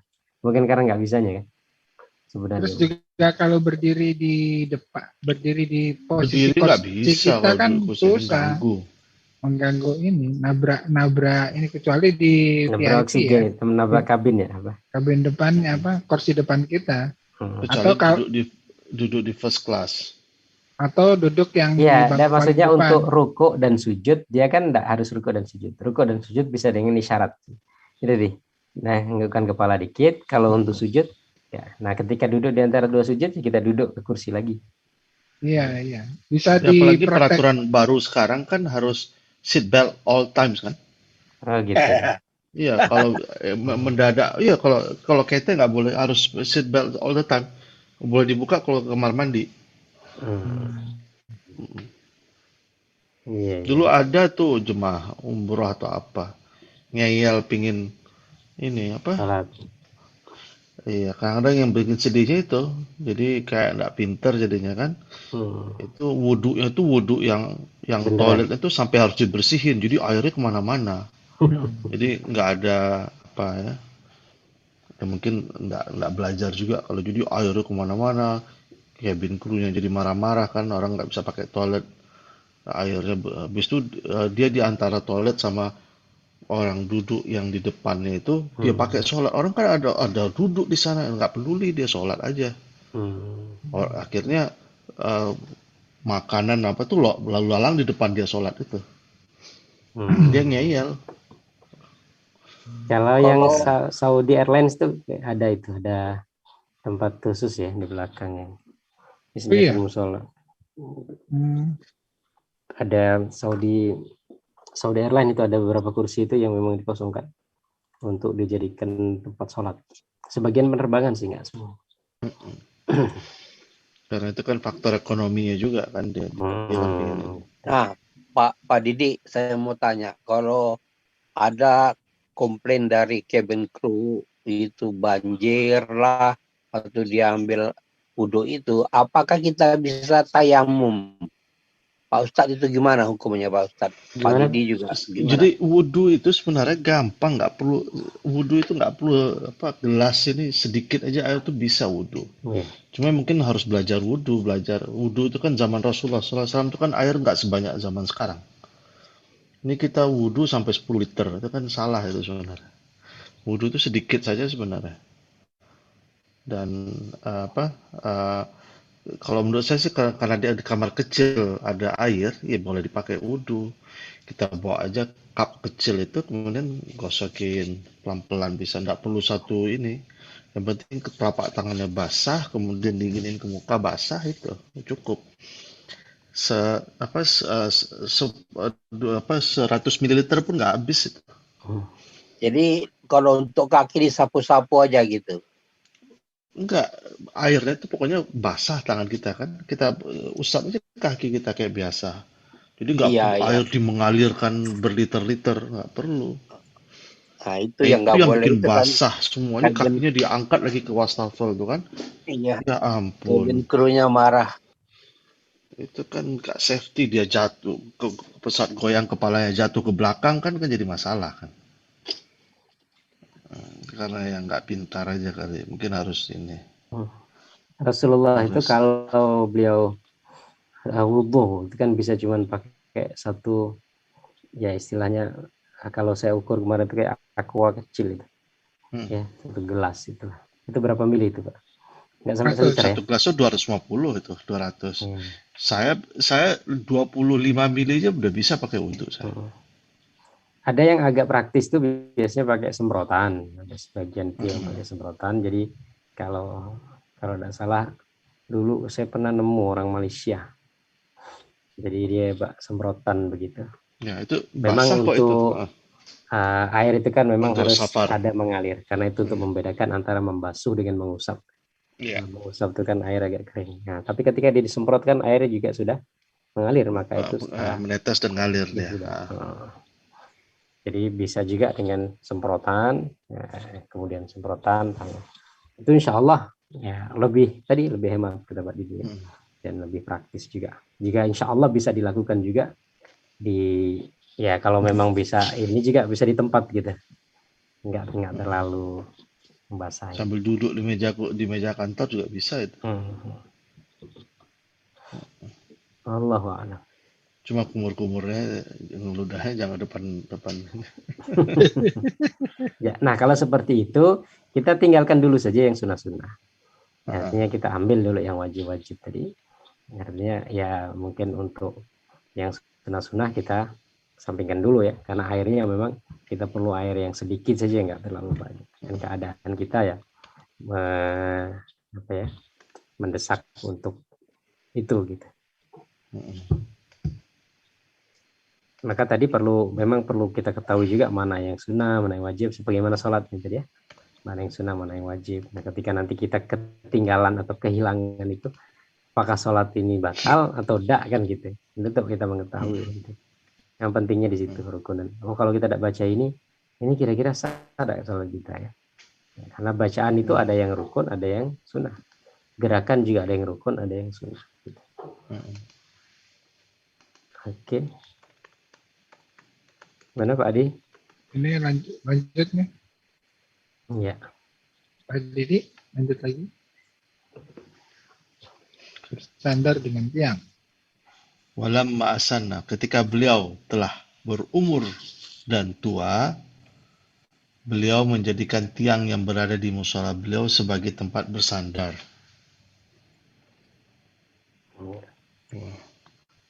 Ya, ini menunjukkan kebolehan. Salah satu menyandar kalau memang keadaannya boleh menyandar ke samping atau menyandar ke belakang atau menyandar ke depan dengan tongkat. Ini di halaman 130 kalau tidak salah. Dari para sahabat Rasulullah pernah melakukan sholat sambil bertelekan pada tongkat mereka. Yang berarti seakan-akan berpangku pada tongkat.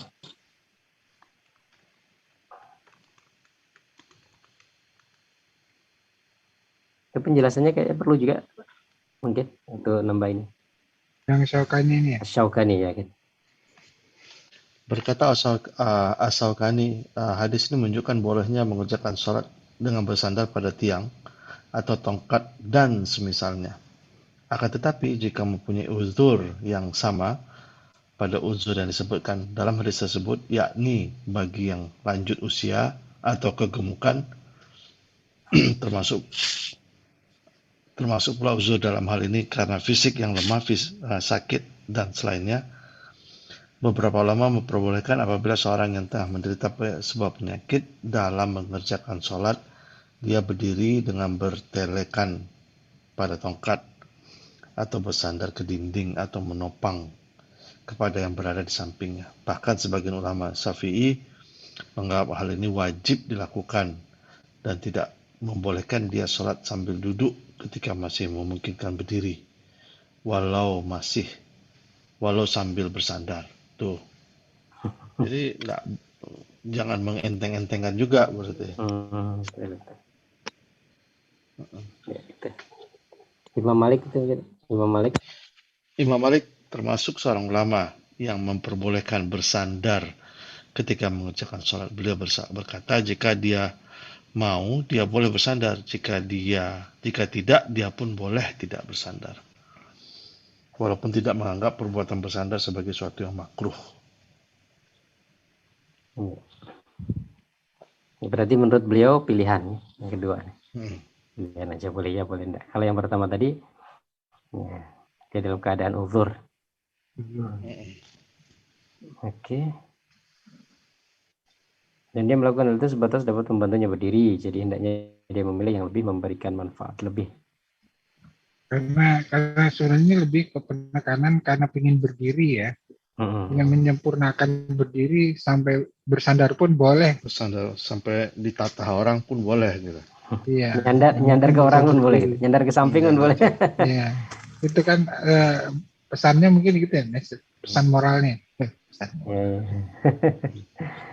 Saking pengen berdirinya gitu. Karena berdiri lebih utama kan Ustaz ya. Ya, tapi kalau nyender ke orang sekarang nggak bisa karena kita ada COVID. social distancing. Aduh. Betul. Bersandar kepada Allah aja, Pak.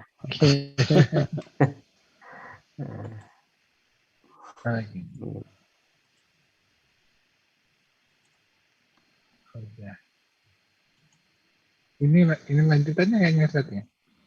Ya, itu bab baru sholat malam dengan berdiri dan tadi yang mungkin sudah kita singgung. Ya. Tadi kayaknya sudah cukup jelas kan, maksudnya bersandar berarti boleh. Bersandar. Ya. Kalau kelihatan sandar kalau memang ya kan ada keperluannya maka boleh. Kalau tidak ada keperluannya tadi ulama berbeda pendapat. Tapi menurut Imam Malik boleh juga walaupun orang itu kuat dia bersandar tidak masalah, gitu ya kan? Tapi pendapat yang pertama tadi mengatakan kalau dia memang sakit ya nggak mungkin untuk berdiri secara sempurna, dia tidak dibolehkan untuk bersandar. Gitu. Allah alam, tapi kan selama kita masih bisa berdiri dengan baik, gitu. Bahkan Ummu Salamah kalau saya tidak salah istri Rasulullah itu kalau sholat sunnah, sholat malam itu sampai dia gantungkan tali, gitu. Ya. Karena dia sholat sambil bergantungan gitu, karena saking lamanya berdiri, dia tetap ingin berdiri. Oh gitu. Itu jadi makmum atau sholat sendiri? Sholat sendiri. Sholat sendiri. Ya, sendiri. Nah, kalau sholat sunnah seperti duduk sih. Kalau sholat sunnah seperti duduk ya, artinya tadi kan boleh duduk walaupun dia mampu berdiri. Ini untuk sholat sunnah. Kalau tadi sholat fardu, tadi ulama berbeda pendapat tadi. Tapi kalau sholat sunnah, ulama sepakat boleh juga bersandar. Ya, kalau duduk saja boleh kok, walaupun dia bisa berdiri kan. Lagi sekadar bersandar gitu. Nah, itu ada contohnya itu tadi bukan hanya bersandar, bahkan sampai pakai tali gitu. Wallah alam seperti apa, mungkin satu tangannya atau dua tangannya, ya tali di depannya atau tali di sampingnya. Dan bisa tali di sampingnya berarti tangan kanan atau kirinya yang nempelnya ya, ke bahu juga, ya namanya. Atau di depannya. Kondisi sedang sakit itu atau gimana? Tidak, tapi karena salatnya lama beliau. Oh. Jadi salatnya panjang sehingga, tapi beliau ingin tetap berdiri, ya, sehingga gitu. Sehingga pakai seperti tali gitu yang menahan beliau tetap berdiri. Satu juz langsung ya, bacanya satu juz. Bukan satu, bisa jadi satu Quran. Itu tadi Pak Ustadz ya, bangku yang disediakan oleh masjid di Hong Kong ini sepertinya bisa solusi daripada orang yang memegang tali ini Pak Ustadz. Karena posisinya itu membuat kaki kita tuh safe gitu. Jadi tanpa harus memegang tali itu, bangku yang disediakan oleh Masjid Ammar dan Masjid Kaulon itu sudah memperhitungkan itu, Pak. Jadi seakan-akan kita tuh sudah berdiri ya, ketika sholat tuh berdiri ya, bukan sujud ya. Kita tuh aman. Karena kaki kita tuh seakan-akan sudah semacam disegel gitu ya. Jadi saya kira itu solusi yang ditulis di sini, megang tali itu bisa diatasi dengan memakai bangku yang disediakan oleh masjid di Hong Kong ini. Jadi nggak perlu goyang lah dia, nggak perlu memegang tali kalau dia duduk di bangku yang disediakan oleh masjid di Hong Kong ini. Ini langsung dari pengalaman pribadi soalnya, Ustaz. Ya. Pengalaman pribadi ini, karena cederanya di lutut.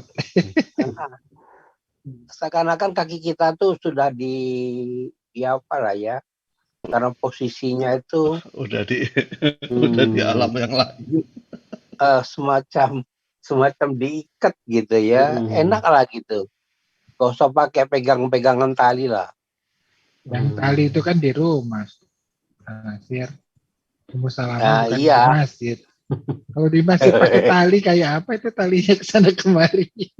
Ya mungkin kalau orang itu mau bawa desain daripada bangku di masjid itu dibikin di rumah, kan bisa juga.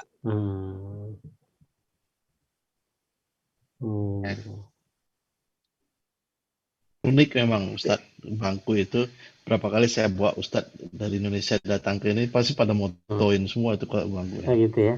Iya. Tapi siapa ini Pak, apa namanya, arsiteknya nih? Orang kita atau kayaknya bangku itu sangat lazim di saudara-saudara kita di Pakistan sana. Sangat lazim di Pakistan, karena memang mereka sangat menginikan sholat di masjid kan. Jadi disediain tempat duduk memang. Jadi di sepanjang masjid itu, di sepanjang tempat belakang atau samping itu penuh dengan kursi itu. Jadi orang-orang tua pada di situ semua. Atau orang-orang muda yang sakit. Atau orang-orang muda yang merasa agak malas sedikit. Malas sedikit. Cuma dapat seperempat. Banyak juga yang muda-muda yang sehat. Ketika belum dimulai sholat fardu, mereka duduk. Iya, duduk. Nggak biasa duduk di bawah. Ya. Duduk tahu mereka duduk di bawah itu lebih sehat sebenarnya untuk punggung. Yang lesehan tadi ya. Cuman karena nggak biasa, kadang-kadang nggak sungkan juga. Kalau menurut saya pribadi lebih afdol ya, karena masih bisa sujud dengan baik. Saat kita habiskan tentang berdiri ini mungkin ya. Ini udah setengah 12, Pak Adi. Dan yang satu lagi nih mungkin ya. Nabi terkadang mengerjakan sholat malam dengan berdiri sangat lama. Terkadang pula mengerjakan sholat malam dengan duduk sangat lama. Jika beliau mengerjakan bacaan sholat dengan berdiri, menyelesaikan dengan sholat dengan berdiri, maka beliau ruku sambil berdiri. Dan jika menyelesaikan bacaan sholat dengan duduk, beliau ruku dalam keadaan duduk. Ya, terkadang mengerjakan sholat malam dengan berdiri sangat lama, terkadang pula mengerjakan sholat malam dengan duduk sangat lama. Artinya ya tadi ya, kalau sholat sunnah ini lebih ringan nih. Jika beliau menyelesaikan bacaan sholat dengan berdiri, maka beliau rukuknya sambil berdiri. Dan jika menyelesaikan bacaan sholat dengan duduk, berarti beliau rukuk dengan duduk. Artinya rukuknya dengan isyarat. Rukuk dengan isyarat. Di sini yang mengatakan bahwasanya boleh sholat dengan duduk untuk sholat sunnah walaupun. Nah ini ada keterangannya nih, agak unik nih. Saya bertanya kepada Aisyah tentang sholat malam Rasulullah. Beliau menjawab, terkadang beliau mengerjakan sholat malam dengan berdiri sangat lama. Terkadang pula beliau mengerjakannya dengan duduk sangat lama. Jika beliau menyelesaikan bacaan sholat dengan berdiri, beliau rukuk dengan berdiri. Dan jika beliau menyelesaikan sholat dengan duduk. Oh bukan ini. Ada ketika Rasulullah itu kadang-kadang bacaannya panjang duduk, kemudian mau rukuk beliau baru berdiri. Mungkin ini di halaman setelahnya kayaknya. Terkadang beliau mengerjakan sholat sambil duduk dan membaca surat Al-Quran sambil duduk. Apabila tersisa kira-kira 30 atau 40 ayat, beliau bangkit berdiri dan menyelesaikan bacaannya dengan berdiri. Meneruskan. Selanjutnya beliau rukuk dan sujud. Dan pada rakaat kedua beliau melakukan hal yang serupa. Ya, ini makanya berdiri sambil rukuk. Kadang berdiri saja, kadang duduk saja, kadang berdiri sambil rukuk. Duduk atau berdiri. Jadi duduk, bacaan panjang, baru ketika mau rukuk. Tapi ya bayangkan ini, apabila tersisa kira-kira 30-40 ayat, berarti yang dibaca sambil duduk ini berapa puluh ayat? Masya Allah. Ini kalau kita 30 atau 40 ayat ini bisa jadi lebih dari 5 lembar.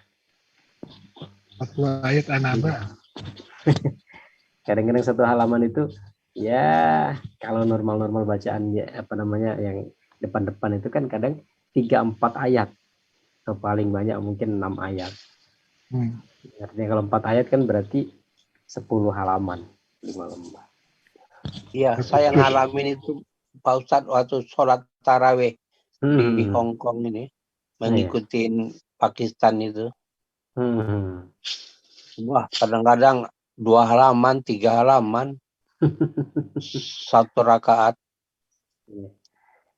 Itu 1 rakaat, Pak. Ini baru berdirinya Rasulullah gitu. Iya. Jadi artinya beliau duduknya itu bacaannya lebih panjang karena beliau sholat itu duduk dulu. Duduk, gitu. Baca panjang. Nah, kira-kira mau rukuk itu beliau baru bangkit. Tapi mau rukuknya itu masih 40-an ayat. 30 sampai 40 ayat. Berarti kan bacaan yang ketika beliau duduk itu seberapa panjang? Bisa ratus. Rasulullah pernah baca dari Al-Baqarah sampai Al-Maidah. Proses sebelum rukuknya itu ada dua posisi ya. Duduk dulu kemudian baru berdiri ya. Ya, duduk beliau baca. Kemudian ketika mau rukuk beliau berdiri bangkit seperti kita bangkit biasa. Beliau lanjutkan bacaan sholatnya, bacaan Qur'annya tadi. Kemudian baru Allahu Akbar rukuk seperti biasa beliau berdiri. Nah nanti ketika habis sujud beliau nggak bangkit, tapi beliau duduk baca lagi, gitu ya. Kemudian mau rukuk baru beliau bangkit sekitar 30 ayat baru kemudian rukuk. Maka di sini kan judulnya salat dengan berdiri dan rukuk. Berdiri saja ada, duduk saja berdiri dan duduk dan rukuk. Berdiri saja, duduk saja ada. Kadang-kadang Rasulullah berdiri dan duduk. Nah ini kan ya mungkin selama ini mungkin nggak kita ketahui ya, belum terbaca oleh kita di sini. Kalau kita melakukan ini pasti orang itu wah ini sholat apa ini main-main orang ini. Tapi sholat sunnah ya Ustaz ya. Itu ya tapi sholat sunnah. Variasi gerak itu sholat sunnah. Dan sendiri di rumah. Dan sendiri di rumah. Jadi nggak dilihat orang biar gak aneh. Masih ada tuh Pak Didi ngelihat. Maksudnya enggak sendiri sih, buktinya ada hadisnya berarti ada yang lihat. Nah ini ada di halaman 134 tuh Pak, mungkin ada keterangan. Ra'aitu Nabiya sallallahu alaihi wasallam yusalli mutarabbi'an. Keterangan di halaman 134, saya telah melihat Rasulullah mengerjakan salat sambil duduk dengan menyilangkan kedua kakinya. Mutarabbi'an ini artinya bersila. Ya. Maka di sini menunjukkan bahwasanya duduknya Rasulullah ya bukan pakai kursi, tapi duduknya Rasulullah duduk lesehan. Dan cara duduk beliau itu tadi bersila. Tapi kalau kita juga susah bersila, ya kita bisa duduk dengan yang kita anggap mudah.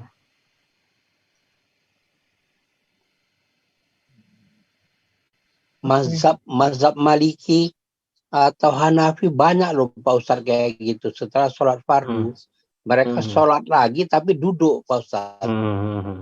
Oh yang ini bukan orang yang tua ya, yang sehat-sehat. Saya perhatikan banyak sekali Pak Ustadz. Setelah sholat fardu, mereka sholat lagi seperti duduk. Sholat tapi duduk gitu loh.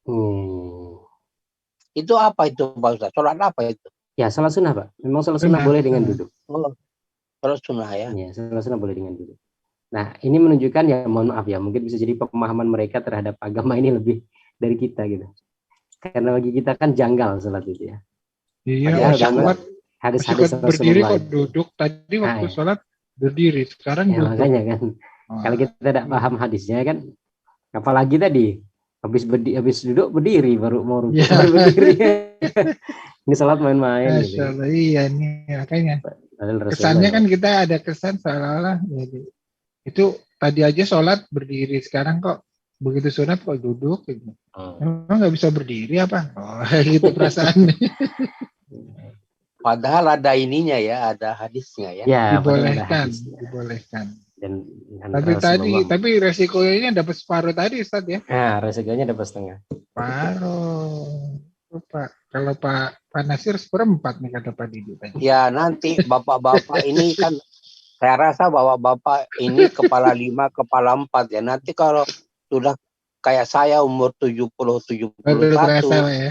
Nah, saya juga dulu berpikir begitu ya. Saya lihat orang sholat di Masjid Ammar itu kok pakai bangku. Saya kan waktu itu masih muda, masih 40-an. Segagah wah, ya segagah. Nggak taunya sekarang jadi kualat. Saya sendiri yang duduk di bangku itu. Nggak kualat Pak, sudah waktunya berarti menikmati bangku Pak. Ya itu. Jadi kita tuh nggak usah seuzon dulu, nanti bapak-bapak siapa tahu ingat omongan saya ini. Ya. Mudah-mudahan sampai ke umur itu Pak. Baik, ini berikutnya ini sudah beda bab bahasan, kita akhiri dulu Ustaz. Iya. Tutup dengan doa nih. Hari ini malam ini nggak banyak yang hadir nih. Kita tutup dengan doa Ustaz. Ya, Bismillahirrahmanirrahim. Jamaah yang dirahmati Allah Subhanahu wa taala, mengakhiri majelis kita pada kesempatan malam hari ini, kita memohon kepada Allah Subhanahu wa taala mudah-mudahan ilmu yang kita pelajari menjadi ilmu yang bermanfaat, ilmu yang semakin mendekatkan diri kepada Allah Subhanahu wa taala. Amin. Semakin memahami apa-apa yang harus kita lakukan, apa-apa yang harus kita tinggalkan, supaya ibadah kita sesuai dengan apa yang diperintahkan Allah Subhanahu wa taala. Mudah-mudahan Allah berikan kebaikan, Allah hindarkan kita dari segala keburukan. Kita mengawali doa ini dengan membaca Al-Fatihah. A'udzubillahi minasyaitonirrajim. Bismillahirrahmanirrahim. Alhamdulillahirabbil alamin. Arrahmanir rahim. Maliki yaumiddin. Iyyaka na'budu wa iyyaka nasta'in. Ihdinas siratal mustaqim. Siratal ladzina an'amta 'alaihim ghairil maghdubi 'alaihim waladdallin.